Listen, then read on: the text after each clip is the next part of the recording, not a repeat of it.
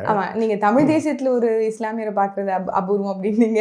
தமிழ் தேசியத்துல ஷாவுல் ஹமீத் மாதிரி ஒரு இஸ்லாமியரை பாக்குறது அபூர்வம் அப்படிங்கிறது தான் அண்மையில சீமான் அவர்கள் கூட சொல்லிக்கிட்டு இருந்தாங்க. எங்களுக்கு சொல்லி கொடுத்த வாத்தியாரே இப்படி பேசலாம், ஆமா கருணாநிதி இன துரோகின்னு சொல்லி கொடுத்துட்டு எனக்கு கருணாநிதி வீட்டு வாசல்லையே நிக்கிறது எவ்வளவு பெரிய இருந்ததெல்லாம் மனசுக்குள்ள ஆறாத ரணமும் வலியும் காயமும் ஒரு ஏக்கமும் தான். என்ன ஆகும் நமக்கு தெரியாது.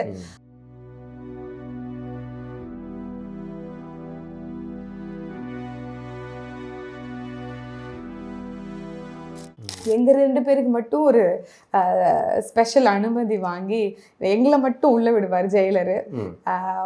சின்ன பிள்ளைங்க அப்படின்னு சொல்லி எங்க 2 பேரும் மட்டும் வருவாரு. எங்க அப்பா 2 பேரையும் மடியில உட்கார வச்சுக்கோம். உட்கார வச்சுட்டு அந்த மாதிரி உட்கார்ந்து ஃபுல்லா அன்பு மழையா பொழிஞ்சிட்டு இருக்கோம். அப்ப நாங்க சின்ன பிள்ளைகளா இருப்போம்.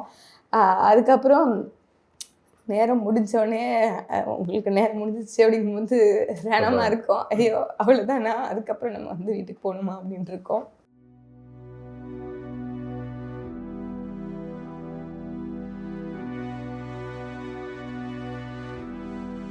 யாரை எப்படி பண்ணாலும் பேசினாலும் பரவாயில்ல, சுபவியர்கள்லாம் நம்மளோட ரொம்ப நெருங்கி பண்ணணும், அவங்க கொஞ்சம் பார்த்து அப்படின்னு சொல்றது உண்டு. அவங்களுக்கு எதுவுமே தெரியாது. நான் மரியாதையோட தான் பேசுறேன். நாம் தமிழர்ல சேராம இருந்தா நீங்க விஜய்க்கு பின்னாடி சேர்ந்திருப்பீங்களா? எனக்கு விஜய் ரொம்ப பிடிக்கும். ஏன் பிடிக்கும்? ரொம்ப கியூட்டா இருக்கான்னு பிடிக்கும். இஸ்லாமியர்களுக்கு முன்னாடியும் கிறிஸ்தவர்களுக்கு முன்னாடியும் அவங்க என்ன கேள்வி கேட்டாலும் பதில் சொல்றதுக்கு எனக்கு துணிவு இருக்குன்னு யாரால போய் நிக்க முடியும்? வணக்கம் நண்பர்களே, இன்னைக்கு நம்ம கூட அரசியல் களத்தில் உரையாட இணைந்திருப்பவர் ஃபாத்திமா ஃபர்கானா. எனக்கு ஃபாத்திமா ஃபர்கானா அப்படிங்கிறவங்கள வந்து அப்படி அவங்க பேரை சொன்னால் வந்து அண்ணன் தமிழ் முழக்கம் ஷாகுல் ஹமீத் அவர்கள் தான் நினைவுக்கு வர்றாங்க. அதனால் நம்ம முதல்ல ஃபாத்திமா ஃபர்கானா அவங்கள வரவேற்போம். வணக்கம், நல்லா இருக்கீங்களாம்மா? நல்லா இருக்கேன். சரி, நல்லா இருக்கேன். எனக்கு நான் முன்னுரையில் சொன்னது மாதிரி எனக்கு அப்பா இப்படி உங்களை வந்து நிறைய பேர் இந்த மாதிரி நினைவுபடுத்திக்கிட்டே இருப்பாங்கல்ல. இல்லை எங்கே திரும்பினாலும் ஏதாவது இடத்துல அப்பா எனக்கு நல்லா தெரியும் அப்படின்னு சொல்கிறது தான் வழக்கமாக இருக்கு. தமிழ் முழக்கம் ஷாகுல் ஹமீத் அப்படிங்கிற பெயர் வந்து தமிழ் தேசிய அரசியல் களத்தில் ஒரு தவிர்க்க முடியாத பெயர். எனக்கு அவரை நீண்ட நாளாக தெரியும். நல்ல மனிதர், ஒரு ஆளுக்கும் அவருக்கும் தோற்றத்துக்கும் அவர் ஒரு குழந்தையான ஒரு மனசுள்ள ஒரு மனிதர். எனக்கு அதனால் வழக்கமாக நம்மகிட்ட உரையாட வர்றவங்ககிட்ட அவங்கள பற்றி கேட்பேன், பெரும்பாலும் கேட்டு உரையாடுவேன். எனக்கு வந்து உங்கள் அப்பாட்ட இருந்து போகலான்னு நினைக்கிறேன். எனக்கு பெருமை தான், அது எப்போதும் பெருமை தான். சில பேருக்கு வந்து என்னோட அப்பா தான் தமிழ் முழக்கம் ஷாகுல் ஹமீத் தெரியாம இருக்குமே தவிர்த்து தமிழ் முழக்கம் ஷாகுல் ஹமீத் தெரியாம இருக்காது. அது இல்லாம நாம் தமிழர்ல ரெண்டு இருக்காங்க, அனீஸ் பாத்திமா அப்படி இப்படி இருக்காங்களா, எந்த பாத்திமா அப்படிங்கிற குழப்பம். நீங்க வேற ரொம்ப நாளா கட்சியில அனீஸ் பாத்திமாவை தான் தமிழ் முழக்கம் ஷாகுல் ஹமீத் மகன் நினைச்சவங்க எல்லாம் இருக்காங்க. அவள்கிட்ட போயிட்டு மாமாவுடைய ஆசி உங்களுக்கு இருக்குன்னு பதிவு போட்டவங்க எல்லாம் இருக்காங்க. சில நேரங்களில் திட்டு வாங்கினதெல்லாம் கூட உண்டு மாறி மாறி. அதனால அதெல்லாம் வந்து இருக்குதான் செய்யுது. ஆனா என்னை பொறுத்த வரைக்கும் அப்பா இருந்திருந்தாருன்னா அப்பாவை நான் வந்து நேர்காணல் பண்ணிருப்பேன். அப்பா இல்லாதனால நீங்க அப்பாவுடைய குரலா வந்து நீங்க தான் அவரை பத்தி சொல்லணும். ஆனா இந்த யூடியூப் எல்லாம் வாப்பாவோட காலத்துல பெருசா இல்ல அப்படின்னு நான் நினைக்கிறேன். நம்மளுடைய சாபமே அதான. அந்த பீரியட்ல 2009 நமக்கு இப்படியான ஊடகங்கள் இருந்திருந்தா நம்ம இந்த பயலோட நம்பிக்கிட்டு இருந்திருக்க மாட்டோம். மக்கள்கிட்ட போய் சேரல, இவங்க பக்கத்துல ஒரு இனப்படுகொலை நடக்கு, மக்களுக்கே தெரியாம அப்படியே ஒரு அமைதியான சூழலை கடந்து போகணும். எல்லாம் இவ்வளவு மாட்டுக்காக ஜல்லிக்கட்டுக்காக இவ்வளவு திரண்ட மனிதர்கள் வந்து அதுக்காக திரள முடிஞ்சிருக்கும். நம்மகிட்ட அந்த வாய்ப்பு எதுவும் இல்லை. ரொம்ப சரியா சொன்னீங்க. கோவிட்க்கு பிறகுதான் இந்த யூடியூப் எராங்கிறது ரொம்ப பாப்புலர். 2015 மோடி அரசு அவங்க எல்லாம் வந்த பிறகு, அதுக்கப்புறம் 2017, 18 அந்த இதுக்கப்புறம் தான் கொரோனா காலகட்டங்கள் ரொம்ப பீக்கானது அந்த காலகட்டங்கள் தான் நினைக்கிறேன். அப்ப எப்போதும் பெருசா வந்து அப்பா முழு பெயரே வந்து ஷாகுல் ஹமீத் தான். அப்பாவுடைய அப்பா பேர் வந்து ஜெயினுல் ஆபிதீன், அதனால ஜே ஷாகுல் ஹமீத், சே ஷாகுல் ஹமீத் அப்படின்னு. தமிழ் முழக்கம் அப்படிங்கிற வார்த்தை உங்களுக்கு தெரியும். பாரதியோட பாடல்கள் யாமறிந்த மொழிகளிலே தமிழ் மொழி போல் இனிதாவதெங்கும் காணும், ஊமையராய் செவிடர்களாய் வாழ்கின்றோம், தெருவெல்லாம் தமிழ் முழக்கம் செழிக்கச் செய்வேர் சேமமுற வேண்டுமெனில் அப்படின்னு பாரதி நமக்கு பாடின தெரியும். அவர் கொடுத்த வார்த்தையை நம்ம ஏந்திருக்கிறோம்னு கூட சொல்லலாம். அதற்கப்புறம் எல்லை போராட்ட வீரராக இருந்த ஐயா கியாபே விஸ்வநாதம் அவர்களுடைய முன்கள தளபதியாக இருந்தவர் ஐயா காமு ஷெரீஃப் அவர்கள். அவருடைய பத்திரிகை கூட தமிழ் முழக்கம், சாட்டை, ஒளி போன்ற நாளேடுகளை வந்து அவர் நடத்திக்கிட்டு இருந்திருக்காங்க. அவங்களுடைய ஒரு வழித்தோன்றலாக கூட நீங்கள் எடுத்துக்கலாம். ஆனால் முழுக்க முழுக்க தமிழ் தேசியத்தை சார்ந்த ஒரு பதிப்பகம் வந்து இருக்கணும். நம்ம வந்து ஒரு மந்த்லி மாதிரி ஒரு மேகசின் போடணும் அப்படின்னு வாப்பாவுக்கு வந்து ஒரு தமிழ் தேசிய அரசியல் களம் அப்படின்னு அது திராவிட கட்சிகள்ல இருக்கும் போதே தோன்றின அது எண்ணம் தான். கடைசி வரைக்கும் வாப்பாவுக்கு 2 முக்கியமான விஷயம் வந்து வாழ்நாள் முழுக்க இருந்தது. என்ன அப்படின்னா, தமிழ் தேசியத்துக்கு மொத்தமா தன்னை வந்து அர்ப்பணிச்சுக்கணும், அதுல ஏதாவது ஒரு விதத்துல இலக்கிய வகையிலையோ இல்லை ஏதாவது ஒரு பங்களிப்பு செய்யணும் அப்படிங்கிறது பொருளாதார ரீதியாக தொடர்ச்சியாக செஞ்சுட்டு இருந்தது. அதுக்கப்புறம் அதோட பேஷன் சொல்லணும் அப்படின்னா, இந்த ஒரு ரெஸ்டாரண்ட், ஒரு நல்ல ஹோட்டல் வச்சு நடத்தணும் அப்படின்னு அதற்காக முயற்சித்து தான் அவங்களுக்கு தெரியும், நாகப்பட்டினத்துல ஒரு பெரிய 5 ஸ்டார் ஹோட்டலில் தாங்க சீமான் அவர்களை வச்சு திறந்து எல்லாம் பண்ணாங்க. சுனாமியில் பாதி அடிச்சுட்டு போணுச்சு. எவ்வளோ பேரிடர் வந்தாலும் நான் மீண்டு நிற்பேன், குதிரையை விட வேகமாக எழுந்து ஓடுவேன் அப்படிங்கிறத வந்து ஒரு என்ன சொல்ற எடுத்துக்காட்டா வாழ்க்கையில வந்து இருந்து நடத்தி காட்டினது வாப்பா தான். எவ்வளவு இடர்பாடுகள், எவ்வளவு துன்ப துயரம் வந்தாலும் அவருடைய தன்னம்பிக்கையும் அவருடைய விடாமுயற்சியும் கடைசி வரைக்கும் காலத்துல இருக்கு. அது அப்படி 2 முக்கியமான வாழ்க்கையின் அங்கங்கள்ல ஒன்று அவருடைய பேஷன், ப்ரொஃபஷன்ல பார்த்தோம் அப்படின்னா ஒரு பிஸ்னஸ் மேனா உருவெடுக்கிறது, அதுக்கப்புறம் அந்த ஹோட்டலில் நிறுவுறது, அதையும் சாதிச்சிருக்கு. அதே மாதிரி தமிழ் தேசிய களத்தில் தன்னுடைய பங்களிப்பாக ஒரு பதிப்பகத்தை தமிழ் முழக்கம்ங்கிற பேர்லேயே நடத்தணும் அப்படின்னு பல 2ம் வந்து நேர் எதிரானது. இப்போ தமிழ் தேசிய அரசியல் பேசிட்டு நீங்க இன்னொரு வணிகத்துறையில இருக்க முடியாது. ஏன்னா இங்க வந்து தமிழன் சொல்லிட்டாலே வந்து அவன் வந்து இதாக்கா இருக்கணும், அப்படிதான் இருக்கணும், அப்படிதான் இருக்கணும். இன்னொன்னு அது வந்து நீங்க பொருளாதார மேல வர விடாம திராவிட ஆட்கள் பார்த்துக்கிடுவாங்க. அந்த ஒரு நுணுக்கமான அரசியல் உண்டு. இப்ப அப்பாவுடைய இது ஊர் எந்த ஒரு பூர்வீகத்துல இருந்து? அப்பாவுக்கு நாகப்பட்டினம் தான் பூர்வீகம். அங்கே வந்து நம்ம இப்போ 2-3 தலைமுறைகளாக அங்கே இருந்துட்டோம். அதற்கு பிறகு வாப்பா வந்து வாழ்க்கைக்காக, லிவிங்னு சொல்லுவோம்ல ஆங்கிலத்தில், அதற்காக இந்தியா முழுக்க சுற்றிருச்சு. குறிப்பாக அந்த வட மாநிலங்களுக்கு தான் நிறைய பயணப்பட்டு படித்து ட்ராப் அவுட்டுன்னு சொன்னோம்னா 5th தான், 5ஆம் வகுப்புக்கு மேலே படிக்கல. ஆனால் அனுபவ கல்வி வாப்பாவுக்கு ரொம்ப ரொம்ப அதிகம். அப்படி அனுபவத்தின் மூலமாக ஒரு 9 மொழிகள் ஆற்றல் பெற்றவராக வந்து வாப்பா வந்து இருந்தது. ஹிந்தியெல்லாம் வந்து என் ஃப்ரெண்ட்ஸ் எல்லாம் சொல்லுவாங்க, நான் வந்து படித்த பள்ளிக்கூடத்துல இருந்த ஹிந்தி பேசக்கூடிய ஃப்ரெண்ட்ஸ் எல்லாம் சொல்லுவாங்க, எங்களை விட உங்க வாப்பா இவ்வளோ ஹிந்தியை தூய்மையா பேசுறாரு அப்படின்னு சொல்லுவாங்க. அப்போ மொழி மீது இருக்கக்கூடிய ஒரு பற்றை வந்து எந்த மொழியா இருந்தாலும் அந்த மொழியை முழுமையாக பேசணும் அப்படிங்கிற ஆர்வமும் அந்த உண்மையும் வந்து வாப்பா கிட்ட எப்போவுமே இருந்திருக்கு. தமிழ் அவ்வளோ அழகாக எழுதும், அதனால தான் தமிழ் முழக்கம் அப்படின்னு சொல்லலாம். அதனால நாகப்பட்டினம், ஆனால் நாகப்பட்டினம் சொந்த ஊரில் நம்ம வந்து ஒரு ஒரு ஹோட்டல் திறக்கணும் அப்படின்னு சொல்லிட்டு தமிழகம் அப்படின்னே ஒரு ஹோட்டல் வந்து திறந்து வச்சாவா. அப்போ வந்து இந்த தம்பி படத்தினுடைய படப்பிடிப்பெல்லாம் நடந்துட்டு இருக்க காலகட்டம். அப்போ சீமான் அவர்களுடைய தலைமையில தான் உணவகம் இல்லை, ஹோட்டல், 5 ஸ்டார் ஹோட்டலே கட்டிட்டாங்க. அடுத்தது பார் லைசன்ஸ் எல்லாம் வாங்கி வச்சாச்சு. அதுக்கப்புறம் அது திறக்கணும். அது வரைக்கும் நம்ம எல்லாமே பண்ணியாச்சு. பீச்சுக்கு பின்னாடியே பக்கத்துலேயே அப்படியெல்லாம் பண்ணியாச்சு. ஆனால் சுனாமி பேரிடர் வருது, கட்டிக்கிட்டு இருக்கும் போதே கட்டுமானத்திலே வருது. அதையும் தாண்டி அதெல்லாம் கட்டி முடிச்சாங்க. தமிழ் சீமானவர்கள்லாம் திறந்து வச்சாங்க.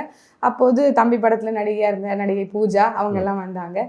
சின்ன திரை ஆர்டிஸ்ட் எல்லாம் வந்து நியூயார்க்கில் அந்த புத்தாண்டு அப்படிங்கிறது அங்கே ரொம்ப கோலாகலமாக, வேளாங்கண்ணி பக்கத்தில் அந்த நேரங்களில் ரொம்ப சீசன் டைம்னு சொல்லுவோம்ல, அப்படி இருக்கும்போது வர்றது போகிறதுன்னு அப்படின்னு நல்லா இருந்தது. ஆனால் யாருமே வாப்பாவுக்கு நம்பிக்கைக்குரிய ஆட்கள், நாங்களாம் சின்ன சின்ன பிள்ளைங்க, நம்பிக்கைக்குரிய ஆட்களா இல்லாத காரணத்தினால வாப்பா என்ன பண்ணாங்க, அம்மா வந்து ஒரு இல்லத்தரசி, ஹோம் மேக்கர். அதனால வாப்பாவுக்கு பின்புலமாக பக்கபலமாக இருந்து அவங்க வந்து அப்பா காதல் திருமணமா இல்ல, வாப்பா வந்து அரேஞ்ச் மேரேஜ் தான். அம்மா வந்து படிக்காத ஒரு பாமர குடும்பத்துலேருந்து ஒரு ட்ரெடிஷ்னலான ஒரு ஆர்த்தடாக்ஸ்டான ஒரு குடும்பத்துலேருந்து வந்தாங்க. ஆனால் இன்னைக்கு எங்கள் அம்மாவை பார்த்தீங்கன்னா அப்படி சொல்ல முடியாது. ஏன்னா என் அப்பாவுடைய அந்த வழிகாட்டுதல்னு சொல்லலாம். நாங்கள் எல்லாருமே வாழ்வியலாகவே தமிழ் தேசியத்தை உள்வாங்கிய ஒரு குடும்பமாக மாறிட்டோம் அப்படின்னு சொல்லலாம். எங்களுக்கு விருப்பப்படி விட்டுருவாங்க, நாங்கள் என்ன விருப்பமோ எங்கள் என்ன இஷ்டமோ அப்படி செய்யலாம். ஆனாலும் என்கிட்ட இந்த உணர்வு இல்லை இந்த பாதை இதெல்லாம் தேர்வு பண்ணுறதுக்கு காரணம் வந்து வாப்பா அப்படின்னு நான் நினைக்கிறேன். என்றைக்குமே நீ கட்சிக்குள்ளே வரணும், இதை செய்யணும் செய்யணும் அப்படின்னு சொன்னது கிடையாது. இறுதி காலகட்டத்துல சொன்னுச்சு வாப்பா, தன்னுடைய வாழ்க்கையினுடைய இறுதி காலகட்டத்துல சொன்னுச்சு. ஏன்னா நம்ம தான் வந்து பாலின சமத்துவத்தை நாம் தமிழர் கட்சி மட்டும்தானே முக்கியத்துவம் கொடுக்குது, அதனால என்னை வந்து அரசியல்ல பங்கெடுக்கணும் அப்படின்னு சொல்லி வாப்பா சொன்னாங்க. ஆனால் அதற்கு முன்பு எந்த காலகட்டத்திலையும் வற்புறுத்தியதோ, இதை நீ பார்க்கணும்னோ, இதை நீ தெரிஞ்சுக்கணும் அப்படின்னோ அந்த மாதிரி நம்ம கிட்ட செஞ்சதில்லை. ஆனால் வாழ்வியலாகவே வாழ்ந்துருச்சு அப்படின்னு சொல்லலாம். நீங்க வந்து வாப்பாவுடைய நாங்க ஒரு ஏதாவது சுற்றுலாக்கெல்லாம் போனோம் அப்படின்னா போகிற வழியில நாங்க விளையாடுற விளையாட்டே ஆங்கிலத்துக்கு தமிழ் சொற்கள் என்ன, அது விளையாட்டே இப்படிதான் இருக்கும். அப்படிதான் நான் பிஸ்கெட்டுக்கு மாசில் அப்படிங்கிற வார்த்தையெல்லாம் கத்துக்கிட்டேன் அந்த சின்ன பிள்ளைலன்னு சொல்லலாம். அந்த மாதிரி வாழ்க்கை முறையே ஒரு வந்து ஒரு ரொம்ப முற்போக்கான ஒரு வாழ்க்கை முறை தமிழ் தேசியத்தில். வழக்கமா வந்து இஸ்லாமியர்கள்ட்ட வந்து இந்த அரசியலுக்குள்ள வரமாட்டாங்க. தமிழ் தேசிய அரசியலுக்குள்ள வந்து திராவிட அரசியல் இருப்பாங்க. ஆனால் தமிழை வந்து தாய்மொழியாக கொண்ட இஸ்லாமியர்கள் அந்த மொழி சார்ந்த இதில் இருந்து விலக மாட்டாங்க, அதில் உறுதியாக இருப்பாங்க.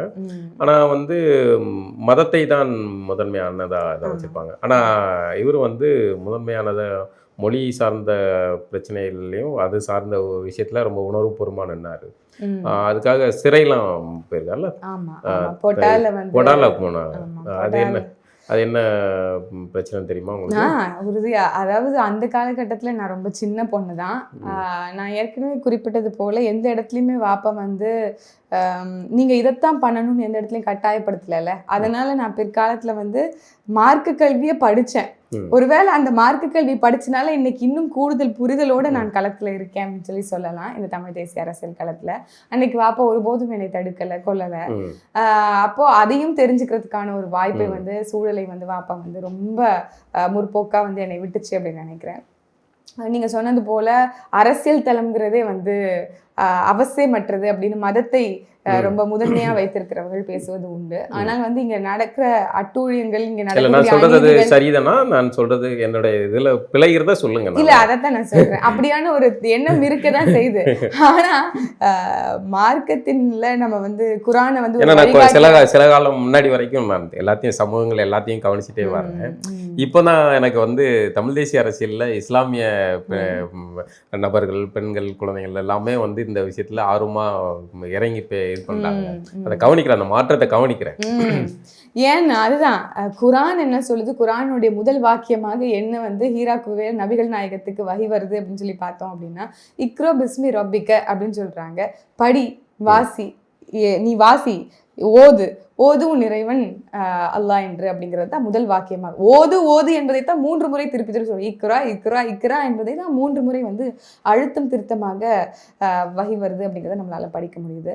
நாலேஜை தேடி போகணும், கல்வியை தேடி படிக்கணும், பெண்களுக்கு ஒருபோதும் கல்வி மறுக்கப்படக்கூடாது அப்படிங்கிறத மார்க்கமே போதிக்குது நமக்கு. அதனால கல்விக்கு எந்த தடையுமே கிடையாது. அதனால பெண்கள் படிக்கக்கூடாதுனோ, இல்லை பெண்கள் ஒரு விஷயத்தை தெரிஞ்சுக்க கூடாதுனோ, பெண்கள் இந்த சமூகத்துல என்ன நடக்குதுன்னு தெரியாம வீட்டுக்குள்ளேயே இருக்கணுங்கிற இந்த மாதிரியான இந்த மாதிரி எந்த மூடத்தனமான செய்திகளையும் வந்து எப்படி நடந்தது? அதுதான் இங்க வந்து நம்ம பைலார்ஜ் வந்து ஒரு பேட்ரியார்க்கல் சொசைட்டி இல்லையா, ரொம்ப ஒரு ஆணாதிக்கம் நிறைந்த ஒரு சமூகம். அப்ப இங்க இருக்கிறவங்க எல்லாருமே நம்ம வரலாற்றின்படி மார்க்கத்தை ஏற்றுக்கொண்டவர்கள் தான். அப்போ இஸ்லாம் என்கின்ற மார்க்கத்தை நம்ம எல்லாரும் ஏத்துக்கும் போது இப்படியான மூட நம்பிக்கைகளோட தான் சிலவற்றை நம்ம வந்து ஏத்திருக்கோம். அதை முன்னாடி ஆரம்ப காலத்துல பாத்தீங்கன்னா இங்க இருக்கிற, நீங்க ஏற்கனவே சொன்ன மாதிரி இங்க இருக்கிற இஸ்லாமியர்கள் யாரும் டைரக்டா வந்து சவுதியில இருந்து இங்க வரல. இங்க நம்ம உள்ள இங்க உள்ள நாடாராகவோ, பறையராவோ, கோணராவோ, பல்லராவோ இவங்க தான் மாறினாங்க. அந்த கால சூழல் அது என்னவாக இருக்கலாம். அதுதான் இங்க வெளில இன்னைக்கு வந்து இந்த சமூகத்துல நடக்கக்கூடிய அநீதிகளை வந்து குரல் எழுப்பாம இல்ல அதை தட்டி கேட்காம அமைதியா இருக்கணும், உன்னுடைய வீட்டு கூரை எரிகிற வரைக்கும் நீ அமைதியா இருக்கணும் அப்படின்னு யாரும் எங்கேயும் சொல்லி கொடுக்கல. பக்கத்து வீட்டு கூரை எரியுது, நீ அமைதியா இருந்த அப்படின்னா நாளைக்கு உன் வீட்டு கூரை எரியும்ல. அதுதான் கேள்வியா இருக்கு. பக்கத்து வீட்டு கூரை தானே அப்படின்னு நீங்க நிக்க முடியாது. உங்க வீட்டுக்கும் அது நடக்கும் அப்படிங்கிற சூழல் இங்க இருக்கு. அப்ப அதைத்தான் நபிகள் நாயகம் சொல்றாங்க, ஒரு காலம் உருவாகும், அந்த காலத்துல நீ நெருப்பு துண்டை கையில வச்சிருக்கிறதுக்கு சமமாகும். அந்த காலம் இந்த காலமா ஏன் இருக்கக்கூடாதுங்கிற கேள்வியை தான் நம்ம எழுப்பி பார்க்க வேண்டியதா இருக்கு. ஏன்னா நம்ம சுத்தி அவ்வளவு அநீதிகள் நடக்குது. நமக்கே வந்து இன்னும் ஏன் வந்து பொதுவான பார்வையில் வந்து இஸ்லாமியர்கள் அரசியலுக்கு வரக்கூடாதுனோ, இல்லை இஸ்லாமியர்கள் வந்து பங்கெடுக்க கூடாதுன்னு ஒரு பார்வை இருக்கு அப்படின்னா அவங்களுக்கு தெரியாம இருக்கிறது நல்லது அப்படின்னு இவர்கள் எல்லாம் நினைப்பதனாலதான்.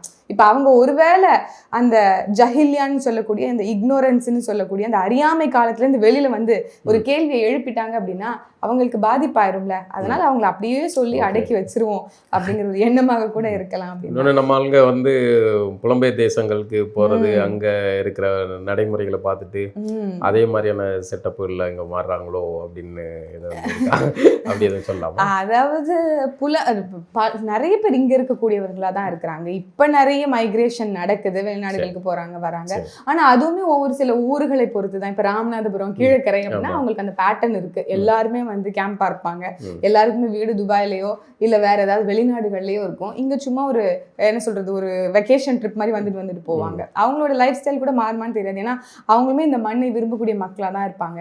இங்க எப்படி எல்லா பழக்க வழக்கத்தையும் நம்ம பேணி காக்குறோமோ அந்த மாதிரி அவங்களுக்கும் விருப்பங்கள் எல்லாமே இருக்கும். ஆனா ஒட்டுமொத்தமா தான் இஸ்லாமியர்களுடைய வாக்கெல்லாம் ஒருத்தவங்க கிட்ட தான் இருக்கணுங்கிற அந்த ஒரு கட்டமைப்பு இருக்குல்ல, அந்த சோசியல் கன்ஸ்ட்ரக்ஷன் இருக்குல்ல, அதுதான் இன்னைக்கு தொடர்ச்சி ஆகுது. இன்னும் பில்ட் பண்றாங்க. அது வந்து ரொம்ப தீவிரமா பண்ணப்படுது அப்படின்னா அதெல்லாம் பார்க்கும்போது எவ்வளவு முன்னாடியே வந்து ஒரு காலத்தை அறிந்து உணர்ந்து இதெல்லாம் நமக்கு நடக்கும், நம்ம இன்னைக்கே நம்ம உரிமைக்காக நிக்கணும் அப்படிங்கிற ஒரு புரிதலோட வாப்பா இருந்திருக்காங்க அப்படின்னா. அப்பாவுடைய அந்த சிறை அனுபவம் பத்தி கேட்டேன். ஆமா, நீங்க தமிழ் தேசியத்துல ஒரு இஸ்லாமியரை பாக்குறது அபூர்வம் அப்படின்னீங்க, தமிழ் தேசியத்துல ஷாவுல் ஹமீத் மாதிரி ஒரு இஸ்லாமியரை பாக்குறது அபூர்வம் அப்படிங்கிறது தான் அண்மையில சீமான் அவர்கள் கூட சொல்லிக்கிட்டு இருந்தாங்க. அப்பா வந்து சிறையில இருந்த அந்த காலம் இருக்குல்ல, எத்தனை ஓராண்டுகளா? பாப்பா 1.5 ஆண்டுகள் இருந்தாரு. அப்ப நீங்க சின்ன குழந்தைங்க, எப்படி அந்த சூழலை எப்படி புரிஞ்சுக்கிட்டீங்க? ஐயோ, அந்த சூழலாம் கேட்டீங்களா? இன்னைக்கு எனக்கு வந்து மனம் வந்து என்ன சொல்றது, நம்ம அப்பாவை கூட்டு போலீஸ் பிடிச்சிட்டு போயிட்டாங்க, என்ன இதுன்னு நமக்கு தெரியாது இல்ல, ஆனா அப்பாவை கூட்டு போயிட்டாங்க அப்படிங்கிறது. நான் ஒரு 3வது 4வது வகுப்பு படிச்சுக்கிட்டு இருப்பேன் நான் நினைக்கிறேன். எனக்கு என்னோட அக்காவுக்கு 4 வயசு. என்ன காரணத்துக்காக பண்ணாங்க? எங்களுக்கு வாப்பா சொல்லவே இல்லை என்ன காரணத்துக்காக வந்து வாப்பா வந்து வீட்டுக்கு வரவே இல்லைன்னு. நாங்கள் வந்து அந்த ஆந்திரா பார்டருக்கும் இந்த சென்னைக்கும் அந்த கொளத்தூர் கிட்ட அந்த ரெட்டேரி ஜங்ஷன் எல்லாம் இருக்கும்ல, அப்போ அது காடு. 2003 காலகட்டத்திலலாம் வந்து அந்த இடம் காடு மாதிரி இருக்கும். யூஸ்வலாக வந்து வாப்பா லாஜிஸ்டிக்ஸ் பிஸ்னஸ் பண்ணுறனால லாரிகள் மட்டும்தான் அங்கே பெரிய பெரிய உந்துருளிகள் மட்டும்தான் அந்த இடத்துல போகும். அந்த இடத்துல எங்களை கூப்பிட்டு வாப்பா வந்து ரொம்ப ரகசியமாக சந்திக்கிறாங்களே அப்படின்னு எனக்கு வந்து ஒரு குழப்பம் இருக்கும். அதுக்கப்புறம் தான் சொன்னாங்க இந்த மாதிரி வாப்பா வந்து கைது பண்ண போகிறாங்க. ஒரு சின்ன பிள்ளையா ஒரு கைது பண்ணுறதுக்கு முன்னாடி சந்திக்கிறாரு. ஆமாம், வாப்பா ஏன் வந்து தலைமறைவாக இருக்காங்க அப்படின்னா குடும்பம் இருக்குது, இங்கே வணிகம் இருக்கு, பொருளாதார சிக்கல் எல்லாம் ஏற்படும், அதெல்லாம் எப்படி நம்ம செட் பண்ணிட்டு போறது அப்படிங்கிறதுக்காண்டி வாப்பா வந்து இது எல்லாத்தையும் சரி செய்து வச்சுட்டு நம்ம உள்ள போகணும் அப்படிங்கிறதுக்கு தயாரா இருக்கு. எத்தனை லாரி இருந்துச்சு அவருக்கு? வாப்பா கிட்ட வந்து 10-15 லாரி இருந்தது. இன்னும் சொல்ல போனால் ஒப்பந்தத்தின்படி, இலங்கை ஒப்பந்தத்தின்படி ஒரு 100 லாரி வந்து வைக்கிறதுக்கு கூட தயாரா இருந்தாங்க. அந்த காலகட்டத்துல நமக்கு ஒரு பெரிய ஒப்பந்தமே கையில வரதுக்கான ஒரு நேர சூழல். எல்லாமே இந்த வழக்கு சம்பந்தமா வித்து நிறைய செலவு பண்ணாருன்னு கேள்விப்பட்டேன். அதுக்கு முன்னாடி வாப்பா வந்து அந்த பிசினஸ்ல ரொம்ப ஃப்ளரிஷ் ஆனாங்க. ரொம்ப என்ன சொல்றது, அம்மா சொல்லும் மேல பரணில தூக்கி காசு போட்டு வச்சிருப்பாங்க அப்படின்னு சொல்லிட்டு அந்த அளவுக்கு காசு வந்து கையில புழக்கத்துல இருந்தது. பயங்கரமா சம்பாதிச்சாங்க. அந்த இரும்புங்கிறது ஒரு பெரிய ஒரு வருமானமாகத்தான் இருந்தது. அப்போ கை தேர்ந்த ஒரு ஆளா தான் இருந்தாங்க. ஏன்னா அன்னைக்கு வந்து வட இந்தியர்கள் வந்து இங்க வந்து பிசினஸ் பண்ணல, நம்ம போய் அங்க தெரிஞ்சுட்டு வந்து நம்ம அந்த பிசினஸை பண்ணிக்கிட்டு இருந்தோம். ஆனா இன்னைக்கு வட இந்தியர்கள் இங்க வந்து வேலை பார்க்கறது நம்மளால பார்க்க முடியுது. அப்படி இருக்கும்போது அந்த புத்தகங்களை வந்து நம்ம கோடவுன்ல வச்சிருந்தோம். அது ஒரு காரணமா வந்து இது பண்ணணும்னு முடிவு பண்ணிட்டாங்க. அப்போ கடைசியில புத்தகம் கிடைச்சோன்னா புத்தகத்தை காரணமா வச்சுட்டாங்க. அத பின்னாடி நண்பர் சொன்னாரு, அப்பா சொன்னதா சொன்னாரு, நல்ல வேலை புத்தகம் கிடைச்சிச்சு, இந்த புத்தகம் மட்டும் கிடைக்கலன்னா அலுவலகத்துல கஞ்சா இருக்குன்னு சொல்லி ஏற்கனவே அது நடந்தது. ஜெலட்டின் குச்சிகள் வச்சிருந்திருக்காங்க அப்படின்னு சொல்லி தான் அவங்களுடைய கூட்டத்துல பொடா சட்டத்தின் கீழ் பல பேர் கைதானாங்க. ஐயா வைகோ போன்றவர்கள் அவங்க கூட இருந்தவங்க எல்லாம் கைதானாங்கல்ல, அவங்களுக்கு அந்த மாதிரி தான் சொன்னாங்க, கஞ்சா வச்சிருந்தாங்க, ஜெலட்டின் குச்சி வச்சிருந்தாங்கன்னு சொல்லி கைது செய்து பண்ணவங்களாம் இருக்காங்க. அப்ப ஒரு இலங்கைக்கு சம்பந்தமான ஒரு புத்தகம் அங்க இருக்கு அப்படின்னு சொல்லி கைது பண்ணிட்டு போனாங்க. அது மட்டும் ஒரு காரணம் இல்லை, இன்னொரு வாய்ப்பும் ஏற்பட்டது. செய்தியாளர் சந்திப்பு, தலைவனுடைய சர்வதேச செய்தியாளர் சந்திப்பு வந்து நடந்தது. அதை நேரலை பண்ணணும், அதை திறனாய்வு பண்ணணும் அப்படின்னு வாப்பா ஒரு திட்டமிட்டு இங்கே ஒரு கூட்டம் போடுறாங்க. கூட்டம் போடுறதுக்கு தயாராகிறாங்க. அப்போ எல்லாரையும் பேச வைக்கிறாங்க. நான் சீமானவர்கள் உட்பட்டு சுபவி ஐயா, நென்மானையா, ஐயா அதிபதி, அப்புறம் அங்கிள். அது ஏன் வந்து சுபவி பேரை சொல்லும்போது சிரிச்சீங்க?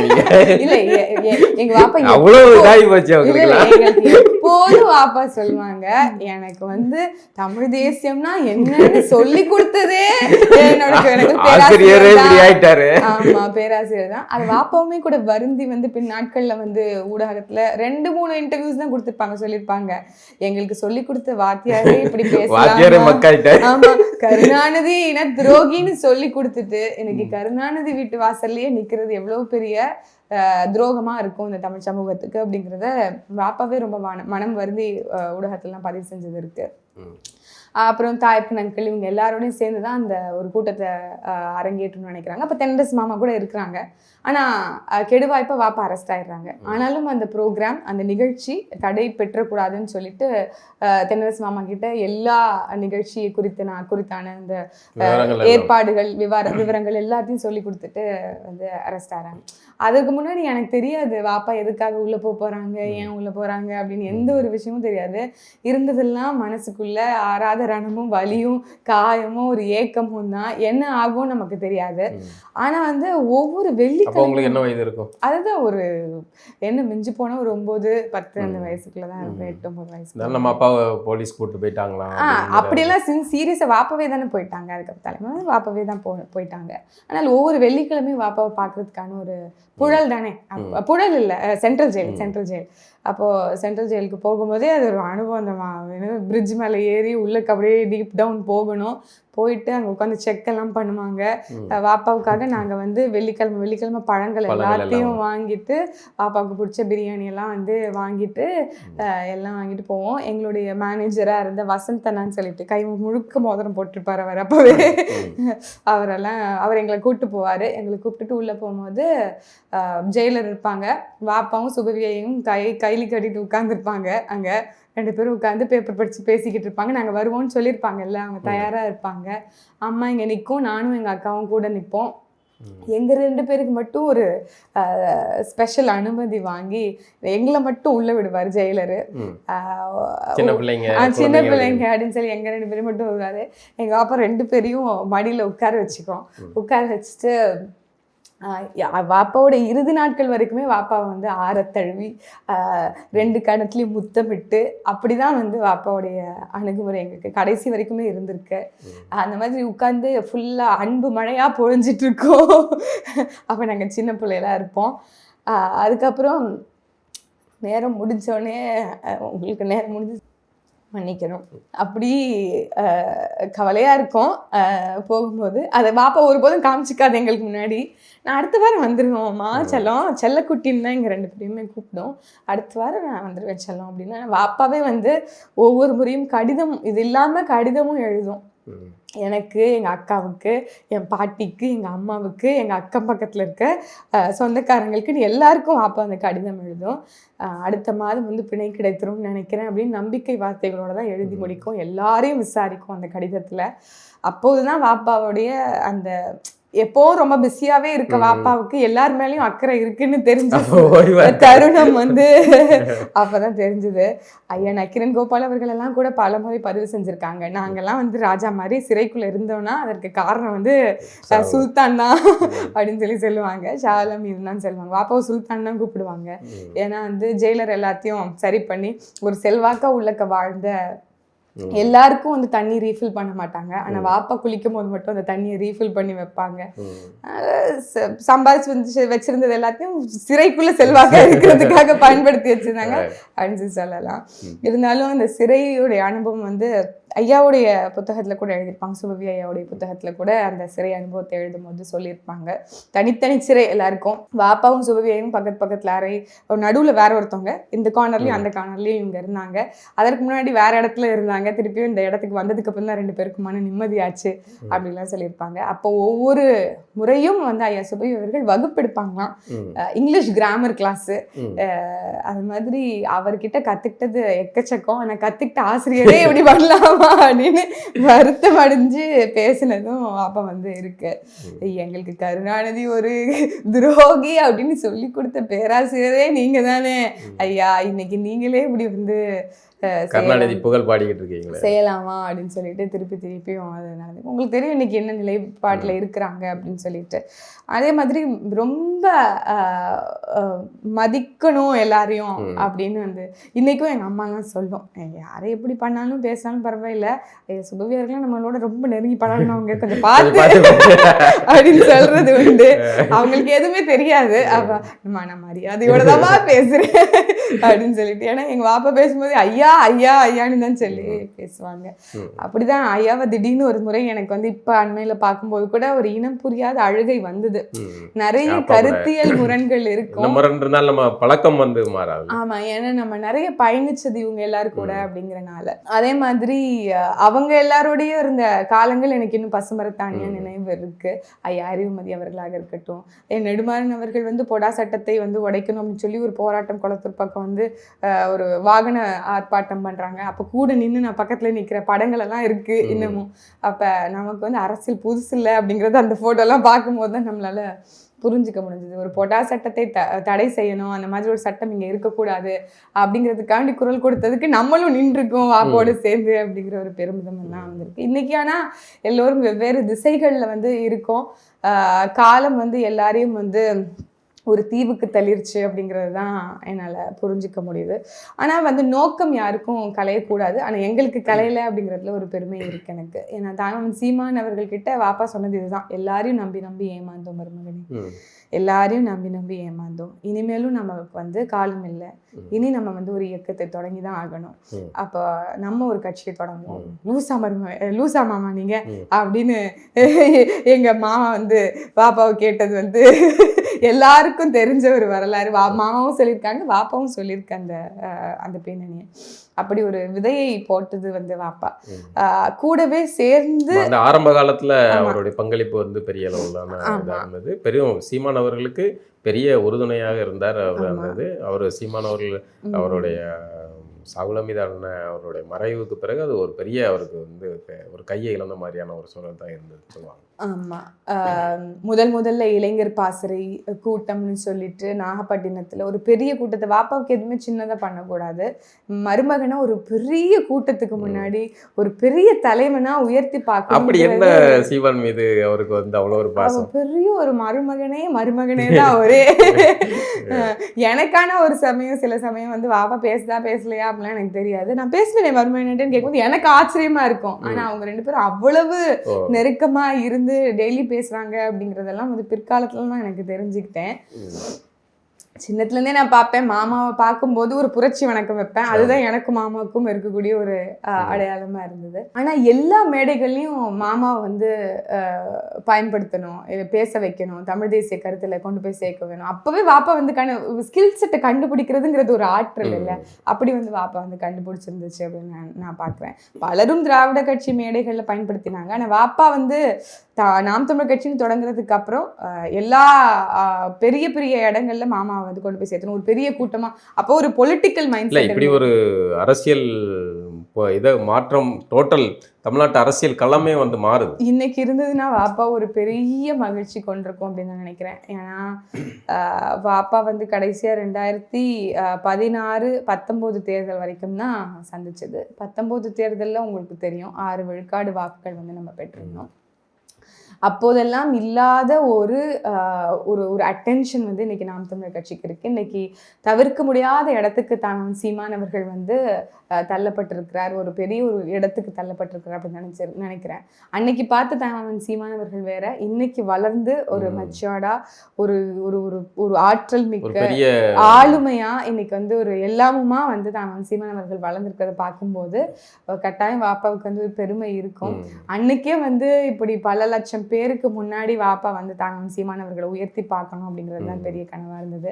எப்படியாச்சும் மருமகனை வந்து அரியணையில ஏற வச்சிட்டோம், எப்படியாச்சும் மருமகனை வந்து நம்ம வந்து ஒரு தமிழ் தேசிய அரசியல் முன்னோடியாக ஆக்கிடணும், ஒரு ஒரு சிஎம் ஆக்கிடணும் அப்படிங்கிறதுல ஒரு பெரிய கனவு இருந்தது. அதுதான் அப்பவே வந்து பெரிய பெரிய கூட்டங்கள் போடும். அப்பா கிட்ட வந்து எனக்கு நிறைய அவர் பார்த்துருக்கேன், வழக்கறிஞர் காமராஜருடைய அலுவலகத்தில் அந்த மவுண்ட் ரோடில் இருந்தது, அப்போ பார்த்துருக்கேன் அடிக்கடி. அப்போ ஒரு முறை வந்து கோம்பை அன்வர் அப்படிங்கிற ஒரு டாக்குமெண்ட்ரி ஃபில்ம் மேக்கர். அவர் வந்து அவருடைய யாதும்னு நினைக்கிறேன் ஏதோ ஒரு படத்தை வந்து போடுறாரு. அந்த படத்தில் வந்து தமிழர்களுடைய கட்டடக்கலையை வந்து திராவிட கட்டடக்கலைன்னு சொல்லிட்டார். அதில் அதான் இது ஓடிக்கிட்டு இருக்கும்போது அதுக்கப்புறம் படம் முடிஞ்ச பிறகு நம்ம கருத்துக்கள் பேசுவோம்ல, சொல்ல அதை வந்து ஏற்றுக்கவே முடியாது, நீங்கள் அதை தமிழர் கட்டடக்கலைன்னு சொல்லணும், திராவிட கட்டடக்கலைன்னு சொல்லக்கூடாது அப்படின்னு தர்க்கம் இருந்தார். நீங்கள் எனக்கு படம் ரொம்ப பிடிச்சிருக்கு. அதில் வந்து ரொம்ப சிறப்பான ஒரு திரைப்படம். இஸ்லாமியர்களுடைய வரலாறை வந்து எப்படி வந்து நெருக்கமானது அப்படிங்கிறத வந்து அழகாக அதை பதிவு பண்ணியிருப்பாங்க. அந்த படத்தின் சம்பந்தமான உரையாடல இது இப்படி வந்துடுது. நீங்கள் திராவிட அப்போவே வந்து அந்த அப்போலாம் ஏன் எனக்கு ஆச்சரியம் வந்துச்சுன்னா, நான் வந்து திராவிட ஆதரவாளர், நான் திராவிட கூடாரத்துல இருக்கிறேன். இல்ல நீங்களே திராவிட ஆதரவாளங்க, அவங்களாம் நீங்க யாரு திராவிடன்னு சொல்றதுக்கு, நான் உன்னை விட பெரிய திராவிடன் அப்படின்னு சொன்ன கூட்டத்துல இருந்து வரவங்கனால அவங்களுக்கு இன்னும் தெரியும் அவங்க எவ்வளவு துரோகங்கள் அனுபவிச்சிருக்கிறாங்க அப்படிங்கறத, அவங்க இன்னும் நிறைய பட்டறிவு பெற்றுட்டாங்க அப்படின்னு தான் நான் சொல்லணும். அப்ப வந்து அவங்க போகாத திராவிட மேடைகளா, திராவிட நட்புகளா, திராவிட உறவுகளா, ஐயா கருணாநிதி அவர்களும் நேரில் சந்திச்சிருக்கிறாங்க, அம்மையா ஜெயலலிதா அவர்களும் சந்திச்சிருக்கிறாங்க, ஐயா கருணாநிதி அவர்களும் அன்னைக்கு ஸ்டாலின் அவர்களும் தயாநிதி மாறன் போன்றவர்களோடும் அன்னைக்கு நிறைய பேர் அப்படி சொல்லணும் அப்படின்னா அங்க இருக்கக்கூடிய முக்கியமான தமிழ் உறவுகள் கூட வாப்பாவுக்கு வந்து இல்லை. அதான் அப்போ வந்து பார்த்தீங்கன்னா இஸ்லாமியர்கள் அப்படின்னா அவர்கள் வந்து இயல்பாகவே திராவிடம், திமுக அதன் பின்னணியில தான் நிற்பாங்க அப்படிங்கிற சூழலுக்கு நடுவில் அதை உடைச்சி ஒரு தமிழ் தேசிய அமைப்பை கட்டமைக்கணும், தமிழர்களுக்கான ஒரு இது நிற்கணும்.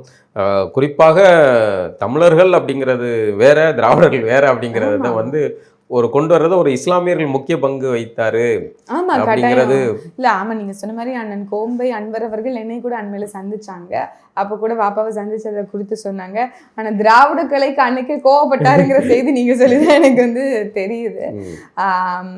இன்னைக்கு அதை தானே சொல்றோம், எல்லாமே திராவிட மயமா மாத்திக்கிறீங்க, தமிழருங்கிற அடையாளமே இருக்கக்கூடாது, அப்ப நீங்க யாருங்கிறது தெரிஞ்சது. திராவிடம் என்பதே தமிழர்களுடைய அடையாளத்தை அழிக்க வந்ததற்காக உருவாக்கப்பட்ட ஒரு சொல்லாகத்தான் இன்னைக்கு நம்மளால புரிஞ்சுக்க முடியுது அப்படிங்கிறது நம்மளால தெரியுது. அதைத்தான் வந்து வாப்பா வந்து முன்னாடியே கணிச்சிட்டாங்க. நீங்க சொன்ன மாதிரி திராவிடத்துல இஸ்லாமியர்கள் ரொம்ப இயல்பா வந்து பயணிச்சுக்கிட்டு இருந்தாங்க. அதை உடைச்சு இன்னைக்கு இல்ல தமிழ் தேசியத்துல பயணிப்பதுதான் சரி அப்படின்னு ஒரு சமூகத்தை திருப்பின அந்த திசை திருப்பியா வந்து நான் சொல்ல முன்னணியில நின்று பயணிக்கிறது. இப்போ நீங்க நிக்கிறீங்க அப்படின்னா இதை பார்க்கும்போது நம்ம சகோதரி ஒண்ணு பேசுறாங்கல்ல, அப்ப இது சரியா தான் இருக்கும் அப்படின்னு இன்னொரு 4 குழந்தைகளுக்கு எண்ணம் வரும், கட்டாயம் வருது. அன்னைக்கு போய் பாரதி கூட்டத்துல ஒரு இஸ்லாமிய பெண் வந்து நம்மளை பார்த்துட்டு எனக்கு ரொம்ப பிடிக்கும் சீமான் அண்ணன், என்னையும் சேர்த்துக்கிறீங்களா உங்களோட கட்சியில அப்படின்னு சொல்லிட்டு என்னை பார்த்தது கேட்கும் போது நான் ஸ்கார்ஃப் போட்டிருந்தனால அது வந்து என்னை கேட்குது, இல்லைன்னா கேட்க முடியாது அவங்களால அப்படிங்கறத. அப்படி இருக்கட்டும். இல்ல இன்னைக்கு நீங்க கம்பேரிட்டிவ்லி பார்த்துட்டீங்க அப்படின்னா என்னால எத்தனை இஸ்லாமிய பொறுப்பாளர்கள் திமுகலையோ அண்ணா திமுகலையோ இருக்காங்க அப்படின்னு தெரியும். எல்லா இடத்துலயும் சிறுபான்மை அணின்னு ஒண்ணு வச்சிருப்பாங்க. அதே வந்து இழிவுபடுத்துறது அப்படிங்கிறது ஏன் உங்களுக்கு புரியல? அது புரியல. என்ன யாரா நீ வந்து சிறுபான்மைன்னு சொல்லுங்க, அது இப்பதான் நம்ம அடிச்சுக்கிட்டு இருக்கோம். நான் தமிழ் தேசிய இனத்தின் பெரும்பான்மை மக்கள் அப்படிங்கிற விழிப்புணர்வையே நாம இப்படிதான் 15 ஆண்டு காலமா தான் அவங்களுக்கு கொடுத்துட்டு இருக்கோம். அதுக்கு முன்னாடி வரைக்கும் அவங்க நம்மள நம்ப வச்சுட்டாங்க. நீ வந்து ஆமா உளவியல் ரீதியா நீ ஒடுக்கப்பட்ட இல்ல நீ வந்து ஒரு அச்சுறுத்தலுக்கு உள்ளாக்கப்பட்ட ஒரு சமூகம் அப்படிங்கறத நம்ப வச்சுட்டாங்க. அதனாலதான் நம்ம சிறுபான்மை. ஏன்னா வந்து உங்களுக்கு தெரியும் பாபர் மசூதி இடிப்புங்கிறது ஒரு மிகப்பெரிய அதிர்வை ஒட்டுமொத்த தமிழ்நாட்டிலையும் இந்தியாவிலையும் உருவாக்குனாலும் இங்க வந்து கோவை கலவரம் தான் வந்து ஒரு மிகப்பெரிய தாக்கம். கோவை கலவரத்துல தான் குண்டு வெடிப்பு, அந்த வெடிப்பு இதெல்லாம் நடந்ததுக்கு அப்புறம் தான் நீங்க குஜராத் இனப்படுகொலையே அங்க நடக்குது, அங்க அதே மாதிரி குண்டு வெடிப்பெல்லாம் நடக்குது. ஆனால் தொடக்கமே தமிழ்நாட்டுல தான் நடக்குது. அப்போ என்ன உருவாக்குறாங்கன்னா இஸ்லாமியர்களுக்கு பாதுகாப்பே திராவிடம் மட்டும்தான் அப்படிங்கிற உருவாக்குவதற்காக அச்ச உணர்வை இங்க ஏற்படுத்துறாங்க. அப்ப ஆட்டோமேட்டிக்கா ஒரு சைக்கலாஜிக்கலா இங்க இஸ்லாமியர்கள் எல்லாம் என்ன நினைக்கிறாங்கன்னா பாஜக வரக்கூடாதுன்னா நம்ம மெஜாரிட்டி கட்சி எது இல்ல இங்க இருக்கக்கூடிய பலமான கட்சி எது அவங்களுக்கு தான் நம்ம வந்து இருக்கணும் அப்படிங்கறத உருவாக்குறாங்க. ஆனா தொடர்ச்சியாக வஞ்சிக்கப்படுறது நம்ம தான், இந்த சமூகம் தான் இல்ல இஸ்லாமிய கிறிஸ்துவ சமூகங்கள் தான் அப்படிங்கிறத உணரத்தோட இருக்கிற காலமே இந்த 15 ஆண்டு காலம் அப்படின்னு நான் பாக்குறேன். பாஜக வந்து ஒரு திராவிட இயக்கம் போல ஒரு சமூக இயக்கம் அப்படின்னு சொன்னவர் தானே ஐயா கருணாநிதி அவர்கள். பாஜக மீது ஒரு தவறான ஒரு புரிதல் இன்றைய இளைஞர்களுக்கு மத்தியில இருக்கு. அதை போக்குறது, அது ஒரு பொய் பிரச்சாரம், அதை போக்குறது உங்களுடைய திராவிட கட்சியில இருக்கக்கூடிய இளைஞர்களுக்கான ஒரு முக்கிய பணி. சிறுபான்மையை ஆதரித்து 2002 அந்த இனப்படுகொலைக்கு பிறகு நிக்கிறாங்க. நாடாளுமன்றத்துல அவ்வளவு பேசியிருக்காங்க. ஆமா, பேசி ஆதரித்து திமுக நின்றுருக்கு, மதிமுக நின்று வைகோலாம் கர்ஜிச்சிருக்காரு. அதை நான் சொன்னல, வழக்கறிஞர் காமராஜ் அவர் புத்தகம் போட்டிருக்காரு. இந்த ஓலைச்சுவடி பதிப்பதன் மூலமா தான் வந்தது. அந்த சமயத்துல அதை டாக்குமெண்ட் பண்ணியிருக்காங்க நாடாளுமன்றத்துல. இந்த இவர்கள் வந்து எப்படி வாய்ஜால வித்தைகள் காட்டினாங்க அப்படிங்கறத பதிவு பண்ணியிருக்காங்க. ஆமா, அப்ப இவ்வளவு சூழ்ச்சிகளும் நாங்க போய் ஆராய்ந்து படிக்கிறோமானா இல்ல. அதுக்கெல்லாம் எங்களுக்கு நேரம் இல்லை. எங்களுக்கு இங்க தேவை என்ன அப்படின்னா பாஜக உள்ள வரக்கூடாது.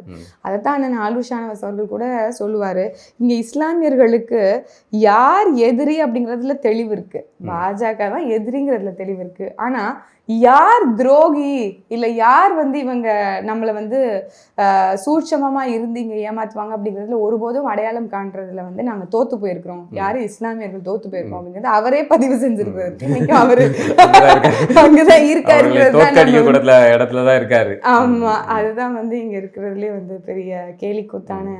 சரி, அப்பா சிறை சென்றிருந்த நேரத்துல அம்மா வந்து அதை எப்படி எதிர்கொண்ட? அம்மா பேர் சொல்லுங்க. அம்மா பேர் மெஹராஜ் ஷாகுல். அம்மா வந்து அவங்க தான் வந்து ஒரு தூணா இருந்து எல்லாத்தையும் கையாண்டாங்க அப்படின்னு நினைக்கிறேன். வீட்டில் வந்து பாப்பா வந்து எப்போதும் அம்மாவை வந்து ஒரு ராணியாக தான் வச்சிருந்தது. அம்மாவுக்கு ஒரு ஆர்த்தடாக்ஸ் பின்புலமாக இருந்தாலுமே கூட ரொம்ப ட்ரெடிஷ்னல் ஃபேமிலி, ஒரு ஒரு ஒரு கிளியர் கட் ஒரு முஸ்லீம் ஃபேமிலி வந்து எப்படி ஒரு பிற்போக்காக இருக்குமோ சில இடங்கள்ல நான் சொல்றேன். ஆனால் மார்க்கம் அப்படி இல்லை, தவற எடுத்துக்க போறாங்க. மார்க்கம் அப்படி இல்லை, ஆனால் புரிந்தவர்கள் அதை தவறாக எடுத்துக்கொண்ட நேரங்கள்லாம் இருக்குல்ல. அப்படி வந்தாங்களோ அதை வந்து முழுக்க முழுக்க மாற்றி இங்கே வீட்டுக்கு வந்தால் எங்கள் பாப்பா வந்து முழுக்க முழுக்க அம்மாவோட கண்ட்ரோல் தான். வீட்டை நிர்வகிக்கிறதா இருக்கட்டும், குடும்பத்தை ஆட்சி தான். அப்படி இருக்கும்போது மாசம் என்ன வேணும், யாருக்கு என்ன தேவை, என்ன ஆண்டுகளை வந்து சமாளிக்க முடிந்தது. ஆமா, அதனால அம்மாவை வந்து எல்லாமே கண்ட்ரோல் பண்ணிக்குவாங்க. நமக்கு வச்சிருந்த அந்த அம்மா என்னைக்காவது புலம்பிருக்காங்களா, நீ எதுக்கு இவருக்கு இது தேவையில்லாத வேலை, இப்படி தமிழ் பாப்பா பல விஷயத்த மறைச்சிருக்குங்கிறது தான் பிற்காலத்துல நாங்க புரிஞ்சுக்கிட்ட உண்மை. எல்லா வீட்லயும் இருக்கிற வீட்டுக்கு வீடு வாசப்படிக்கிற மாதிரி யாருமே வந்து தமிழ் தேசியத்துக்கு நான் ஸ்பெண்ட் பண்றேனோ இல்ல நான் வந்து அங்க நேரத்தை செலவழிக்கிறேனோ பெருமையா சொல்லிக்கிற முடியாது. ஏன்னா வீட்டுல என்ன நடக்கும் அப்படின்னு தெரியும். இல்ல அது செலவு பண்றது வேற, பணம் போறது வரைக்கும் பிரச்சனை இல்ல. கைதாயி சிறைக்குள்ள போகும்போது வந்து குடும்பத்துல இருக்கிற பெண்கள் வந்து பெரிய அளவுல பதட்டத்துக்குள்ளாவாங்க. எதுக்கு நமக்கு இது தேவையில்லை அப்படிங்கறதெல்லாம் சொல்லுவாங்கல்ல. சொல்லுவாங்க. அப்படிதான் அம்மாவுக்கும் இருந்தது. அப்படிதான் அம்மாவோட சூழலுமே கூட. ஆனா அம்மாவுக்கு வந்து ஒரு அதுதான் பாப்பா அப்பவே ஒரு சுதந்திரத்தை கொடுத்தே வந்து வீட்டுல அப்படி இல்லை. ஆனா கல்யாணம் பண்ணிட்டு வந்த வீட்டுல இந்த குடும்ப சூழல்ல இப்படி ஒரு அமைப்பு இருக்கும்போது அம்மா வந்து கண்ட்ரோல் பண்றதுக்கு அவங்களால முடிஞ்சிருச்சு. அவங்க அதிகாரத்தை எடுத்து அவங்க செய்யறதுக்கு அவங்களால முடிஞ்சிருச்சு. ஆனா எங்க 2 பேரும் சமாளிக்கிறதுக்கு தான் எங்க அம்மாவால கொஞ்சம் கஷ்டப்பட்டு இருப்பாங்கன்னு நினைக்கிறேன். நீங்க எத்தனை பேரு? நானும் எங்க அக்காவும். அக்கா பேர் என்ன பேரு? அக்கா பேர் ஃபாத்திமா ஃபமீதா. அம்மா வந்து ரொம்ப ஸ்ட்ராங் தான். இப்ப வரைக்கும் வாப்பாவுடைய சாயல் வந்து இன்னைக்கு அம்மாவுக்கு வந்துருச்சு அப்படின்னு சொல்லலாம். நம்ம அப்பா பத்தியே பேசிக்கிட்டோம். இப்போ பாத்திமா பாருங்க, நீங்க என்ன படிச்சீங்க, எங்க படிச்சீங்க? நான் வந்து ஸ்கூல் வந்து சென்னையில் தான் நுங்கம்பாக்கம் கிரசன்ட்ங்கிற பள்ளிக்கூடத்தில் படித்தேன். அதற்கு பிறகு காலேஜ் ஸ்டெல்லா மேரிஸ் எக்கனாமிக்ஸ் முடித்தேன், எங்கள் பொருளாதாரம். அதற்கு பிறகு வேகனிலை காலேஜ் அப்படின்னு சொல்லிட்டு ஒரு காலேஜில் நான் மாஸ்டர்ஸ் பிஸ்னஸ் அட்மினிஸ்ட்ரேஷன் வணிகவியல் மேலாண்மை படித்தேன். இதெல்லாம் படித்து முடிச்சுட்டு அப்படியே நம்மளும் ஏதாவது ஒரு வேலையை பார்ப்போம் அப்படின்னு. நீங்கள் வீட்டில் நல்லா நிம்மதியாக இருங்க தங்கம் செல்லம் அப்படின்னு பாப்பா வந்து எப்போதும் போல் நான் எல்லாத்தையும் பார்த்துக்கிறேன் பணம், ஆனால் உனக்கு என்ன பிடிக்குதோ அதை செய் அப்படிங்கிற மாதிரி தான் வாப்பாவோட நிலைமை. அதனால எனக்கு பிடிச்ச 2-3 நிறுவனங்களில் போய் பணிபுரிஞ்சு நான் இருந்தேன். ஆனால் அந்த காலகட்டத்தில் வாப்பாவுடைய இறப்பு நிகழ்வு. அப்பா இருக்கும்போது நீங்க வந்து இந்த அரசியல் மேடைகள் இதெல்லாம் இல்ல, அப்பெல்லாம் நான் வரவே இல்லை. வாப்பா 2020 செப்டம்பர் 19 அப்போ காலமாரகா. அதற்கு முன்பு கொஞ்சம் காலம் முன்னாடி தான் சொல்லுது, இந்த மாதிரி தேர்தல் 2021 தேர்தலில் நீ நிற்கணும், நான் மருமன்கிட்ட பேசிட்டேன், நீ வந்து நம்ம ஊர் பக்கத்தில் இல்லையாது நில்லு அப்படின்னு சொல்லி சொன்னாங்க. அப்போவும் அப்போ வந்து சும்மா எடுத்தோடனே நம்மளை வந்து எந்த ஸ்கில் செட்டும் இல்லை அப்படின்லாம் வைக்கணும்னு நினைக்கல. நான் அப்போ வந்து ஒரு ஸ்கூலில் பணிபுரிஞ்சிட்ருக்கேன். அந்த ஸ்கூலினுடைய சீஃப் ஹெட்டாக இருக்கேன், சீஃப் லேர்னிங் ஆஃபீஸராக இருக்கேன். அப்புறம் அந்த பள்ளிக்கூடத்தில் கோவிட் காலகட்டம் ஆரம்பிக்குது அப்படிங்கிறனால ஒரு கான்ஃபரன்ஸ் வைக்கிறாங்க. அதில் வந்து நான் பேசினேன், ஒரு அரை மணி நேரம் பேசினேன். அதை வந்து வாப்பா எடுத்து பார்த்துச்சு, என்ன நம்ம மகளா இது, நம்ம வந்து ரொம்ப சின்ன பிள்ளை நினச்சிட்டோமோ அப்படின்னு வாப்பா அன்னைக்கு தான் வந்து நினைக்குது. எப்போதும் வந்து ஒரு அடைக்காத்த கோழி போலயே நம்மளை நினச்ச வாப்பா அன்னைக்கு ஒரு பொது ஃபோரமில் நம்ம எப்படி பேசுகிறோங்கிறத வந்து பார்க்க முடிஞ்சுது. அதை எடுத்து ரொம்ப பெருமையாக வந்து அதோட சர்க்கிள்கெல்லாம் அனுப்பிச்சிது அப்படிங்கிறது அப்புறம் தான் எனக்கு தெரியும். மகன் நல்லா பேசுகிறா, அதனால அவளுக்கு ஒரு புரிதல் இருக்குது, அவளுக்கு ஒரு எக்ஸ்போஷர் இருக்குது, அவளுக்கு நம்ம அரசியல் களத்தை கொடுத்தோம் அப்படின்னா ஒரு வாய்ப்பு வந்து சரியாக இருக்கும். அப்போது நினச்சி தமிழ் சீமான் அவர்கள் மாமா போட்டுருவோம் மாமா அப்படின்னு சொல்லிட்டு மாமாவும் சொல்ல, அப்போது ஒரு எந்த தொகுதி கொடுக்கலாம் 21க்கு, அப்போ 20க்கு முன்னாடி தானே என்ன தொகுதி கொடுக்கலாம் அப்படின்னு இப்படி பேச்சுவார்த்தை இப்படி இருக்கும்போது வாப்புக்கு ரொம்ப உடல் நலி விட்டுருது. அப்புறம் தான் கோவிட் வந்து அந்த வாப்பாவே வந்து இது பணக்கார நோய், நம்மளெல்லாம் அட்டாக் பண்ணாது அப்படின்னு ரொம்ப சர்வசாதாரணமாக இருந்த வாப்பாவுக்கே அந்த நோய் வந்து சிஐஆ போராட்டங்கள்லாம் அதிகமாக இருந்தது. அப்போ போயிட்டு வரும். எல்லாருக்கும் இங்கே வந்து போகக்கூடாதுன்னு தடை விதிச்சுக்கிட்டு இருந்தாங்க. ஆனால் பாஸ் வாங்கி ஸ்பெஷல் பாஸ் வாங்கிட்டு போய் ஆர்ப்பாட்டம் பண்ண கேஸ் எங்கள் வாப்பா. அது பெரிய நம்பிக்கையாக இருந்துருச்சு. எனக்கெலாம் எதுவும் நடக்காது அப்படிங்கிற மாதிரி இருந்துச்சு. ஆனால் இன்னைக்கு தான் மாமா சொல்கிறாங்க, உடம்ப ஒழுங்காக காமிச்சிருக்கலாம், எனக்கு எவ்வளோ பெரிய ஒரு உறுதுணை இன்னைக்கு கையில் கூட இல்லாமல் இருக்க முடியுது அப்படின்னு மாமா கூட சொல்லுவாங்க. அது ஒரு கருப்பு காலம் தான். அதற்கு பிறகு என்னுடைய வாழ்க்கை சூழலே மொத்தமாக மாறிடுச்சு. அது வரைக்கும் எல்லாமே வாப்பா தான்.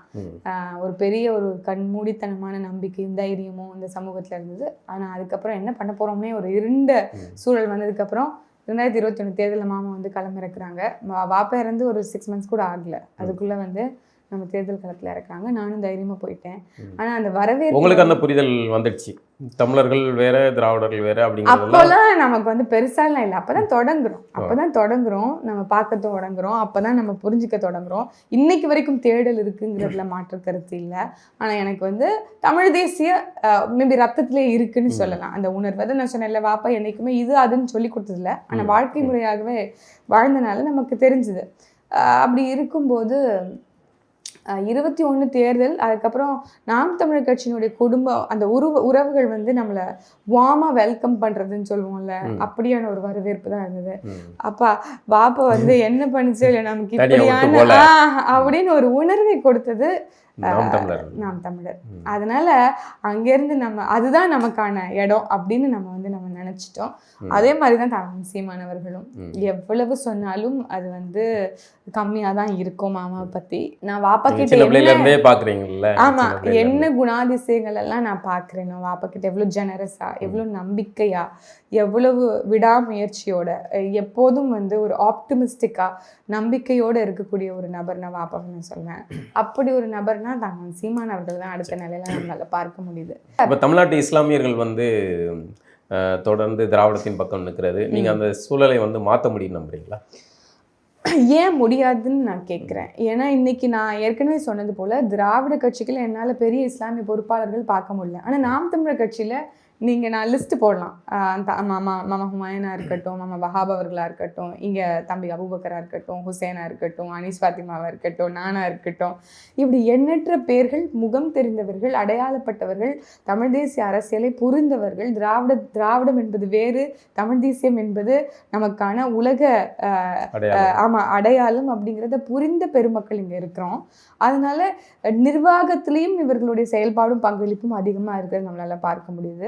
இவங்க யாருமே வந்து நீங்க ஏதாவது ஒரு இஸ்லாமியர்கள் வந்து கட்சியில புரிதல் இல்லாம வேற ஏதாவது இதை பண்றாங்க, திராவிட கட்சிகளுக்கு போயிட்டாங்க உங்களால சொல்ல முடியுமா?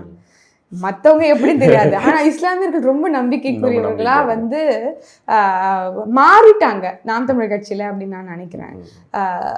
நான் எது கேட்குறேன்னா, இப்போ நீங்கள் உள்ளே வரும்போது எனக்கு ஒரு பயமாக இருந்துச்சு. நான் பின்னாடியே வந்து ஏதாவது பிராமண கடப்பாரை தூக்கிட்டு சரி. நீங்க வேற வந்து உங்க அண்ணன் உங்க தாய் மாமா சீமான வேற சங்கி அப்படின்னு சொல்லிக்கிட்டு இருக்காங்க. பாரதியாரை வேற தூக்கி கொண்டாடிட்டீங்க.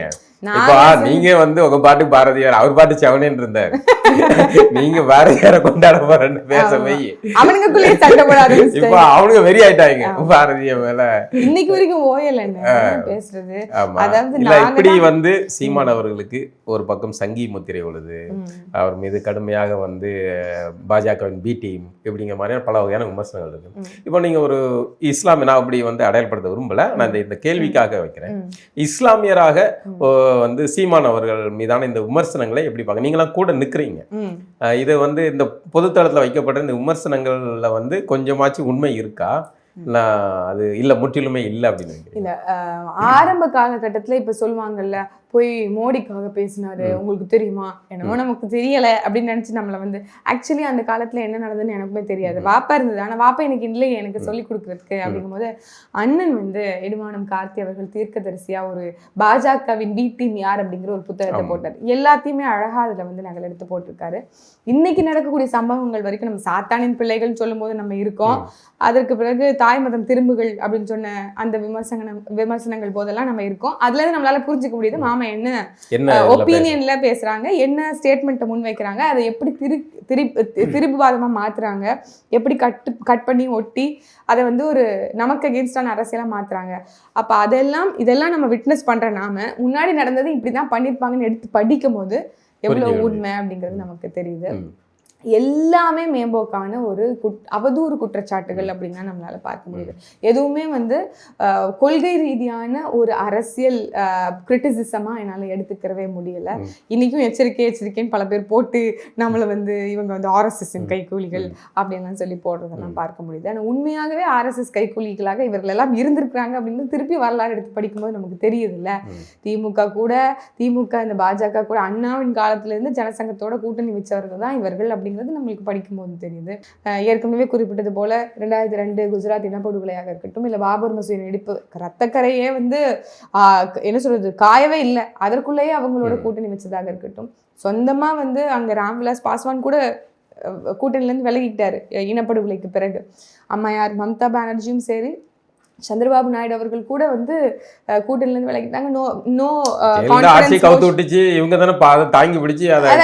கான்ஃபிடன்ஸ் மோஷன் இவங்க எல்லாம் பண்ணாங்க. ஆனா இங்க இருந்து திராவிட முன்னேற்ற கழகத்தார் தான் அதெல்லாம் இவங்க ஆனா நம்ம மேல சங்கி முத்திரை குத்துறாங்களே அப்படிங்கும் போது நகைச்சுவையாவும் ஒரு என்ன சொல்றது எப்படி இவர்கள் அரசியல் செய்யறாங்க அப்படிங்கிற அந்த நுணுக்கத்தையும் நம்மளால புரிஞ்சுக்க முடியுது அப்படிங்கிறது தான். நீங்க அந்த பாரதியார் நிகழ்வுல நீங்க கலந்துக்கிட்டீங்க.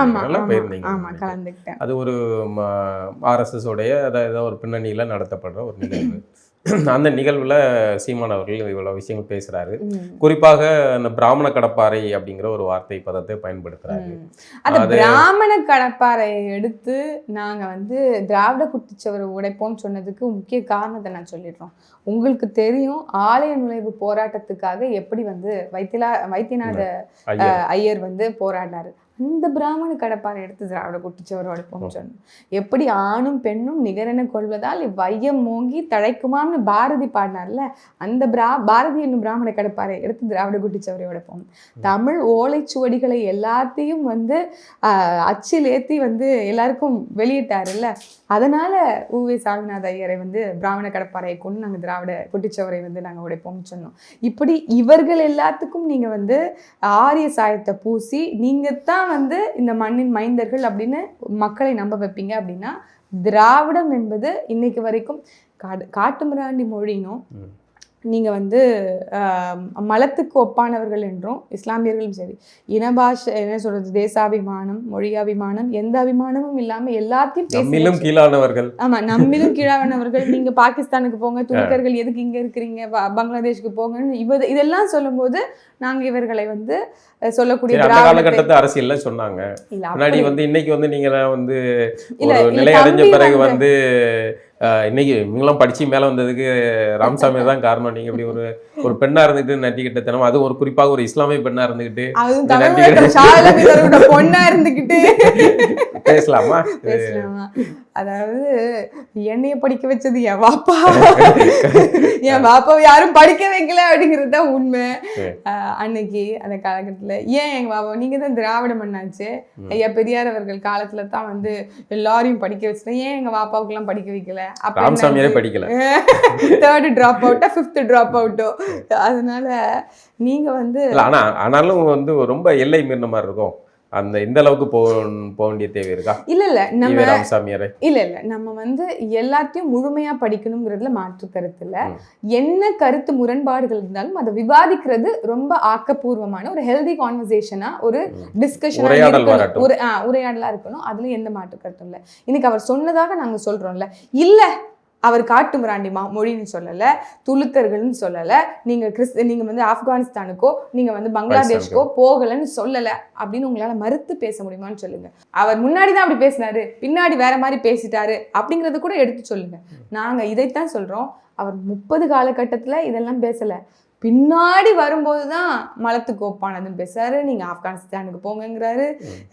நம்ம வந்து பார்ப்பனர்களுக்கும் இஸ்லாமியர்களுக்கும் நம்ம வந்து இடத்த கொடுத்துட்டோம் அப்படிங்கிறாரு. அப்போ நம்மளை என்னவா நினைச்சாரு அப்படிங்கிறத இன்னைக்கு நம்மளால படிக்கும்போது, ஒருவேளை அவருக்கு இந்த பார்ப்பனிய ஆரிய கும்பலுக்கு தான் இருந்தது. அதாவது ஆங்கிலேயர்களை வெளியில அனுப்பிச்சதுக்கு அப்புறம் இஸ்லாமியர்களையும் கிறிஸ்தவர்களையும் நம்ம வந்து இங்க இருக்கக்கூடாது அப்படின்னு அவங்களுக்கு தான் அந்த எண்ணம் இருந்தது. அப்ப அதே எண்ண ஓட்டத்தோட இவரும் சொல்லியிருக்கிறாரோ அப்படிங்கிற ஆய்வுல தான் நம்ம இருக்கோம். அதை குறித்து தான் நாங்க இன்னைக்கு பேசிக்கிட்டு இருக்கோம். அவர் பேசினாருங்கிறது சொல்றோம். நீங்க அதை மறுக்கிறீங்க அப்படின்னா எல்லா பெரியாரனுடைய எழுத்துக்களையும் நீங்க நாட்டுடைமை ஆக்குங்க, எல்லாத்தையும் முன்னுக்கு வச்சு விவாதிப்போம், நாங்களும் வாசிக்கிறோம் நீங்களும் வாசிங்க, அதுக்கப்புறம் இருந்து உட்காந்து அதை டிஸ்கஸ் பண்ணிக்கிறோங்கிறது தான் சொல்றோம். இன்னைக்கு வரைக்கும் இல்ல நீங்க தப்ப சொல்லிட்டீங்க, இவர் சங்கி அப்படின்னு முத்திரை கொடுத்தணும் அப்படின்னா இப்போ வரைக்கும் திரும்ப கூட சொல்லியிருக்காரு, இன்னைக்கு RSS பெற்ற குழந்தைகளா அப்படின்னு விஜயையும் சீமானையும் சொல்லிருக்காரு. இல்ல இப்ப நாங்க வந்து ஒரு பக்கம் விஜய் வந்து ஈரோட்டு கடப்பாறையை தூக்கிட்டு வரங்க, நீங்க பிராமண கடப்பாறை தூக்கிட்டு வரேங்கிறீங்க.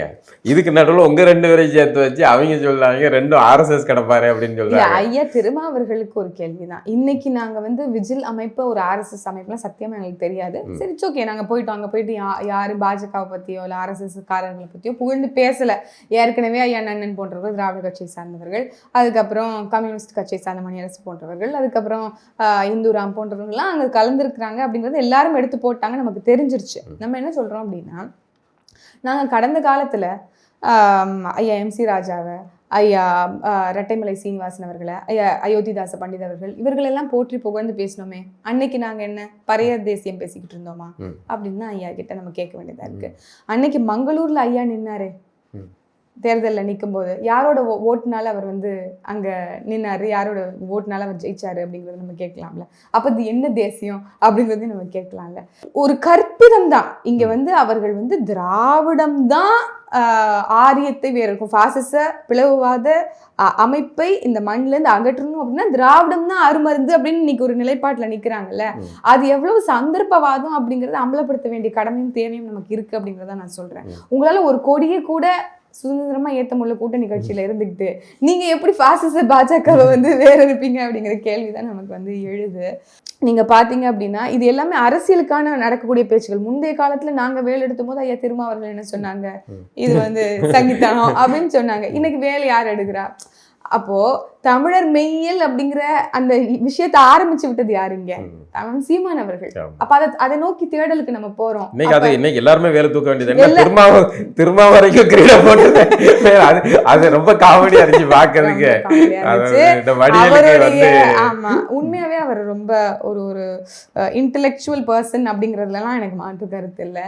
அவர் போய் கிரீடத்தை தூக்கி அவர் தலையில கஷ்டப்பட்டு மெனக்கெட்டு அவர் தலையில கொண்டு வந்து அவரே கூட வெறுமனே வேலை தூக்கி பிடிச்சிருந்தாரு. முருகனா நினைக்க ஆரம்பிச்சாங்க. சொல்றதுக்கு இல்ல, அப்படியான ஒரு சூழல் இங்க இருக்கும்போது அப்ப அதை அம்பலப்படுத்துறது இல்லை, அதை நோக்கிய தேடல், அதை நோக்கிய புரிதல், அதை நோக்கிய தெளிவுபடுத்தல் வந்து இங்க அவசியப்படுது. அதைத்தான் நாம் தமிழர் கட்சி செய்யுது. நாங்க எல்லாமே அதைத்தான் நான் வந்து தேடி போறோம் அப்படின்னு நான் நினைக்கிறேன். விஜய் அவர்களுடைய வரவு அவரு ஒரு பெரிய சவாலா இருப்பார்னு நினைக்கிறீங்களா? அவர் தான் சொல்லிட்டாரு, களத்துல இருக்கிறவங்களோட இன்னைக்கு பேச்சு இல்லைன்னு. அவரை பத்தி அவர் பேசிக்கிட்டு இருக்கிறாருங்கிறது, அதாவது கண்ணாடின்னு தெரியாம பேசிக்கிட்டு இருக்காரு. கண்ணாடிங்கிற மாதிரி. அதாவது ஒருத்தவங்க தான் போட்டிருந்தாங்க சமூகத்தில், ஏய் நீ வந்து களத்தில் இருக்கிறவங்களை விமர்சிக்கிறோம் நினச்சி சிரிச்சுக்கிட்டு இருக்கான், ஆனால் ஸ்கிரிப்ட் எழுதி கொடுத்தோம் உடனே வந்து கலாய்ச்சிருக்கிறான் அப்படிங்கிறத புரியாமல் நீ பேசிக்கிட்டு இருக்கப்பா அப்படின்னு சொல்லிட்டு சொன்னாங்கல்ல. அந்த மாதிரி விஜய் அவர்கள் அரசியலுக்கு நீங்கள் புதிதாக வரீங்க, உங்களுக்கு அந்த இன்ட்ரெஸ்ட் இருக்குது அப்படின்னா அதில் ஏதாவது ஒரு சின்ன அமௌண்ட்டை காமிங்க, உங்களுக்கு இன்ட்ரெஸ்ட் இருக்குது, உங்களுக்கு வந்து ஒரு வேலை பார்க்குற ஒரு இன்ட்ரெஸ்ட் இருக்கு அப்படிங்கிறத காமிங்க. அது இல்லாம ஸ்கிரிப்ட் எழுதி கொடுப்பாங்களாம், இவர் வருவாராம் பேசுவாராம். அரசியல்னா என்ன? இங்க ஒரு தலைவன்னா யாரு? இங்க மக்களை அரசியல் படுத்தி அவர்களுக்கு விழிப்புணர்வு ஏற்படுத்தி அவர்களை போராட்டத்துக்கு தள்ளக்கூடியவன் தான் ஒரு தலைவன். அப்படி அந்த போராட்டத்துக்கு தள்ள முடியல அப்படின்னா மக்கள் தன்னெழுச்சியாக நிற்கக்கூடிய போராட்டத்துக்கு போய் தலையை காட்டி அங்க நிக்கிறது தானே ஒரு தலைவனுக்கு அழகு. அப்படி இந்த மண்ணில் எல்லா போராட்டங்களையும் புறக்கணித்தவராக இன்னைக்கு விஜய் அவர் 2 வருஷம் தான் ஆகுது கட்சி தொடங்கி. ஆனா எத்தனை மக்கள் பிரச்சனைக்காக இவங்க நிக்கிறாங்க அப்படின்னா அவங்களோட இஷ்டத்துக்கு தான் வந்து நின்று இருக்கிறாங்களே தவிர்த்து உண்மையான சமூக சிக்கல்களுக்கு எதுக்குமே நிற்கல. கவின் ஆணவ படுகொலை நடந்திருக்கு, நீங்க சாதிவாரி கணக்கெடுப்பு எடுக்கணும்னு சொல்றீங்களா இல்லையா? இதுக்கு ஏன் வந்து நிக்கல அப்படின்னா அதுக்கு இல்லை ஸ்டாண்ட் இல்லை. திருப்பரங்குன்றம் இஷ்யூ அப்படிங்கிறது ஏதாவது ஒரு சார்பு நிலை எடுக்கணும். சரி, அதிமுக கூட பாஜகவோட சேர்ந்துருச்சு, அதனால அவர்களுக்கு இப்படியான ஒரு நிலைப்பாடு இருக்குங்கிறத கூட நம்ம எடுத்துக்கலாம். ஆனால் எந்த நிலைப்பாடுமே இல்லைங்கிறது ஒரு நிலைப்பாடா இருக்க முடியுமா? அது வந்து ஒரு கள்ள மௌனம்ங்கிறது ரொம்ப ஆபத்தானது அப்படிங்கிறத கூட புரியாம ஒரு அரசியல் தளத்துல நம்ம இருக்கோங்கிறத யார் விஜய்க்கு சொல்றது? இருக்க கூட நீங்க நாம் தமிழர்ல சேராம இருந்தா நீங்க விஜய்க்கு பின்னாடி சேர்ந்திருப்பீங்களா? போயிருப்பீங்களா? மாட்டேன், கட்டாயம் மாட்டேன். ஏன் அப்படின்னா ஏற்கனவே சொன்னது மாதிரி இப்ப என்ன உங்க வயது ஒத்த ஆட்கள் அப்படி நிறைய பேர் இருக்காங்க. அப்படி நிறைய பேர் இருக்காங்க. புரிதல் அற்றவர்கள் நிறைய பேர் வந்து எனக்கு விஜய் ரொம்ப பிடிக்கும், ஏன் பிடிக்கும், ரொம்ப கியூட்டா இருக்காங்க பிடிக்கும் அப்படிங்கிறாங்க. நான் வந்து ஒரு தொடர்வண்டி பயணத்துல போய்கிட்டு இருந்தேன். அப்போ ஒரு பொண்ணு வந்து அபுதாபிலேருந்து வருது, எதுக்குமா அப்படின்னா இந்த மாதிரி எனக்கு ஓட்டர் ஐடி வந்து, எதுக்கு ஓட்டர் ஐடி? நான் ஓட்டு போட போறேன். நான் யாருக்கு ஓட்டு போடுறேன்? விஜய்க்கு போட போறேன். ஏன் விஜய்க்கு போட போறேன்? கியூட்டா இருக்காரு போட போறேன். இப்ப மெனக்கெட்டு இதுக்காக வரீங்க. நான் எதுக்காக ஓட்டு போடுறேன்னா கியூட்டா இருக்குங்கிறதுக்காண்டி ஓட்டு போடுறீங்க அப்படின்னா அண்ணன் நிர்மானம் கார்த்தி அவர்கள் கேட்டது போலதான், கியூட்டா இருக்குன்னா அரவிந்த் ராமசாமியை தேர்தல் நிக்க சொல்லி அவனுக்கு ஓட்டு போட வேண்டியதானப்பா. அந்த மாதிரி கியூட்டா இருக்கிறதுக்குலாம் ஓட்டு போடுவீங்களா? நம்ம கிட்ட தலைமுறை 2 தலைமுறை இப்படி வீணாக்கி வச்சுட்டாங்க. நம்ம கிட்ட இருக்கக்கூடிய உச்சபட்ச கடைசி ஆயுதம் அதிகாரம் என்றால் இந்த ஓட்டு தான். அதுக்கும் ஒரு பெரிய பங்கம் விளைவிச்சிருச்சு இந்த SIRங்கிறது வந்து. இருந்தாலுமே நம்ம எவ்வளவு போராட்டத்துக்கு பிறகு இந்த ஓட்டுரிமை நமக்கு கிடைச்சிருக்கு, வாக்குரிமை கிடைச்சிருக்கு. வெறும் பணம் படைத்தவர்கள், பட்டதாரிகள், இல்ல மிட்டா மிராசுகள் இவங்களுக்கு மட்டும் இருந்த வாக்குரிமை என்பது இன்னைக்கு அடித்தட்டு மக்கள், பெண்களும் வாக்கு செலுத்தலாம்ங்கிறது எல்லாமே போராட்டத்துக்கு பிறகுதான் கிடைச்சிச்சுன்னு தெரிஞ்சிச்சு. இப்போ நீங்க வர தேர்தலில் போட்டியிடுறீங்களா? அறிவிப்பு வந்திருக்கா? ஆமா, நாகப்பட்டினம் சட்டமன்ற தொகுதியில நாம் தமிழ் கட்சி சார்பில் நான் நிக்கிறேன். பக்கத்துல கீழ்வேலூர்ல அக்கா கார்த்திகா, இந்த பக்கம் அண்ணன் வேதாரண்யத்துல கார்த்தி அண்ணன் நிக்கிறாங்க, நான் நாகப்பட்டினத்துல நிக்கிறேன். என்ன சொல்ல விரும்புறீங்க உங்களுடைய வாக்காளர்களுக்கு? இல்ல, தொகுதி மக்களுக்கு வந்து உங்களுடைய ஓட்டுரிமையை கிராண்டடா எடுத்துக்காதீங்க அப்படின்னு நான் சொல்வேன். ஏன்னா நம்முடைய வாக்குனால எப்படி மற்றவர்களும் பாதிக்கிறார்கள் அப்படிங்கிறது தான் நம்ம வந்து உணரணும் அப்படின்னு நினைக்கிறேன். சும்மா மேம்போக்காக இது காமிக்கிறாங்க அதனால நான் அதுக்கு போட போறேன், இல்லை 1000க்கோ ஒரு 1000 ரூபா கொடுக்குறாங்க அப்படின்னாலும் கடன் காசுல தான் உங்களுக்கு அந்த 1000 கொடுத்துருக்காங்க. திருப்பியும் அந்த 1000க்கான வட்டியை நாம தான் செலுத்தணும் விலைவாசி உயர்வு மூலமா அப்படிங்கிறத புரிந்த ஒரு சமூகமா மாறுங்க. எல்லாத்துக்கும் ஒரு தேடலை வைங்க. எப்படி நம்ம ஒரு புடவை வாங்கினாலும், ஒரு கைலி வாங்கினாலும், ஒரு பேண்ட் சட்டை வாங்கினாலும், ஒரு வாட்ச் வாங்கினாலும் கூட நம்ம போய் தேடி தேடி பார்க்குறோம். அது குறுகிய காலத்தில் யூஸ் பண்ணி த்ரோ பண்ணக்கூடிய பொருட்கள். ஆனால் ஓட்டு என்பது நம்மளுடைய பிரதிநிதி என்பவர் 5 ஆண்டுக்கு ஒரு முறை நம்ம ஆளக்கூடிய. அந்த 1000 ரூபாய் வாங்கலன்னா கூட அவன் வந்து கொள்ளையடிக்க தான் போறான், அதுக்கு நான் வாங்கிட்டு போறேன். மாண்டெஸ்கியூ என்கின்ற அறிஞர் சொல்றாரு, இன்னைக்கு வந்து தேர்தலில் காசு கொடுத்து வெற்றி பெறுவது, அதற்கு பிறகு செலவிட்ட காசை ஊழல் வழியாக திருப்பியும் பெறுவது என்பது ரொம்ப நார்மலைஸ் ஆக்கப்பட்டுருச்சு அப்படிங்கிறாங்க. அதுதான் இன்னைக்கு சூழல்ல இருக்கு கூட மக்கள் மத்தியில. இல்ல நம்ம தான் திருப்பி இன்னைக்கு வந்து குறைந்த 4 ஆண்டு காலத்திலேயே நாட்கள்லயே நீங்க 5 லட்சம் ரூபாய் கடன் வாங்கியிருக்கீங்க, கோடி ரூபாய் கடன் வாங்கியிருக்கீங்க அப்படின்னா எந்த அளவுக்கு நம்மளை இந்த நாட்டுல வந்து நம்ம எல்லாரும் என்ன பண்ணணும், இதே நாட்டுல தான் உட்காந்து வருந்தணும். அவங்க எல்லாரும் வேற ஏதாவது ஒரு நாட்டுக்கு போய் சந்தோஷமா இருப்பாங்க அப்படிங்கிறது தான் உண்மை. அப்ப இதெல்லாம் புரிந்த சமூகமாக ஒரு தமிழ் சமூகமே ஒரு அறிவார்ந்த சமூகம், பகுத்து ஆய்ந்து செயல்படக்கூடிய ஒரு சமூகம் அப்படிங்கிற விஷயத்தை உணர்ந்து மக்கள் வந்து சரியானவர்களை தேர்வு சரி. இந்த இவ்வளோ சொல்றீங்க, ஆனா எங்கிட்ட ஒரே ஒரு வெப்பன் தான் இருக்கு. பாஜக பூந்துரும், மொத்த பேரும் வந்து விழுந்துருவாங்களே. இஸ்லாமியர்கள் விழுந்துருவாங்க, கிறிஸ்தவர்கள் விழுந்துருவாங்க, அட்டவணை பிரிவினர், பறையர், தேவேந்தர்னு எல்லாரும் வந்து விழுந்துருவாங்க. இந்த வெப்பனை எப்படி சமாளிப்பீங்க? இல்ல அதை நம்பக்கூடிய இஸ்லாமியர்களுக்கு நீங்க வந்து நாம் தமிழர் கட்சிக்கு வாக்கு செலுத்தினா மத்தவங்க வந்துருவாங்க அப்படின்னு நினைக்கிறது முட்டாள்தனம். எங்களுக்கு வாக்கு செலுத்தினா நாங்க தான் வருவோம், நாங்க தான் இங்க மாற்றமா இருப்போம். இன்னைக்கு இந்த சமூகத்துல நடந்த எல்லா சீர்கேடுகள், பாஜக கொண்டு வந்த எல்லா கேவலமான திட்டங்களையும் நாம் தமிழர் கட்சி மட்டும்தான் களத்துல தார்மீகமா உளப்பூர்வமா நின்று எதிர்த்து இருக்கு. வேற ஏதாவது ஒரு கட்சிக்கு அந்த வரலாறு இருக்கான இல்ல. அதிமுகவுக்கு இன்னைக்கு பாஜக வெளிப்படையா கூட்டணி வச்சிருச்சு, ஒண்ணும் இல்லை. இந்த பக்கம் திமுக நாங்க எதிர்க்கிறோம்ங்கிற பேர் வழியில பின்பக்கமா எல்லாத்தையும் வரவேற்றுட்டு இருக்காங்க. என்ஐஏவை மக்களவையில் ஆதரிச்சதாக இருக்கட்டும், ஜிஎஸ்டியை மாநிலங்களவையில் ஆதரிச்சதாக இருக்கட்டும், இன்னைக்கு 8 வழிச்சாலையாக இருக்கட்டும், எண்ணூர் அனல் மின் நிலையமாக இருக்கட்டும், ஈத்தேன் மீத்தேன் இந்த ஹைட்ரோ கார்பன் திட்டங்களாக இருக்கட்டும், SIR இருக்கட்டும், வக்ஃபு திருத்த மசோதாவாக இருக்கட்டும், முத்தலாக் திருத்த சட்டமாக இருக்கட்டும், இல்லை பொது உடைமை சிவில் சட்டமாக இருக்கட்டும், பொது சிவில் சட்டமாக இருக்கட்டும், இப்படி எல்லாமே ஆர்டிகல் 370 நிராகரிச்சதா இருக்கட்டும், எல்லாத்துலேயுமே மறைமுகமான ஒரு ஆதரவை திமுக இந்த மண்ணில் கொடுத்துருக்கு. பாபர் மசூதி இடிச்சதுக்கு பிறகு கோவில் கட்டினதுக்கு இந்த தீர்ப்பை வந்து பெரும்பான்மை மக்களினுடைய நலனுக்காக இந்த தீர்ப்பை ஏத்துக்கணும் அப்படின்னு உச்சநீதிமன்றம் சொன்னதுக்கு இங்க ஸ்டாலின் அவர்கள் வந்து வரவேற்றாரு.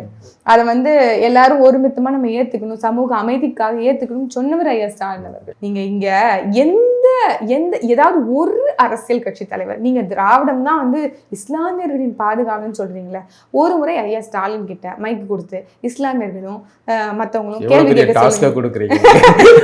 கேட்க சொல்லுங்க, பதில் சொல்றாரான்னு பாருங்க. சீமான் அவர்கள் ஐ திங்க் வரலாற்றிலேயே யாரும் பண்ணாத ஒரு அசாத்தியமான செயலை செய்திருக்கிறார். யாருங்க போய் செய்வா? எந்த அரசியல் கட்சி செய்வா? இஸ்லாமியர்களுக்கு முன்னாடியும் கிறிஸ்தவர்களுக்கு முன்னாடியும் அவங்க என்ன கேள்வி கேட்டாலும் பதில் சொல்றதுக்கு எனக்கு துணிவு இருக்குன்னு யாரால போய் நிக்க முடியும்? எல்லா கேள்விக்கும் எத்தனை கூட்டங்கள் அவங்க போட்ட மேடைகள்ல போய் நின்று பேசியிருக்கிறாரு. நாங்களா உருவாக்குன, நாங்களா போட்ட மேடைகள் இல்ல, தடார் ரஹீம் அவர்கள் ஆரம்பிச்சு அதுக்கப்புறம் எத்தனையோ பேர் போட்ட கூட்டங்கள்ல அந்த மாதிரி இங்க இருக்கக்கூடிய ஸ்டாலின் அவர்களோ, இல்ல இங்க இருக்கக்கூடிய விஜய் அவர்களோ, இல்ல இங்க இருக்கக்கூடிய அதிமுகவை சார்ந்தவர்கள் யாராவது ஒருத்தவங்க செய்வாங்களா? பண்றதுக்கு அவங்களால முடியாது.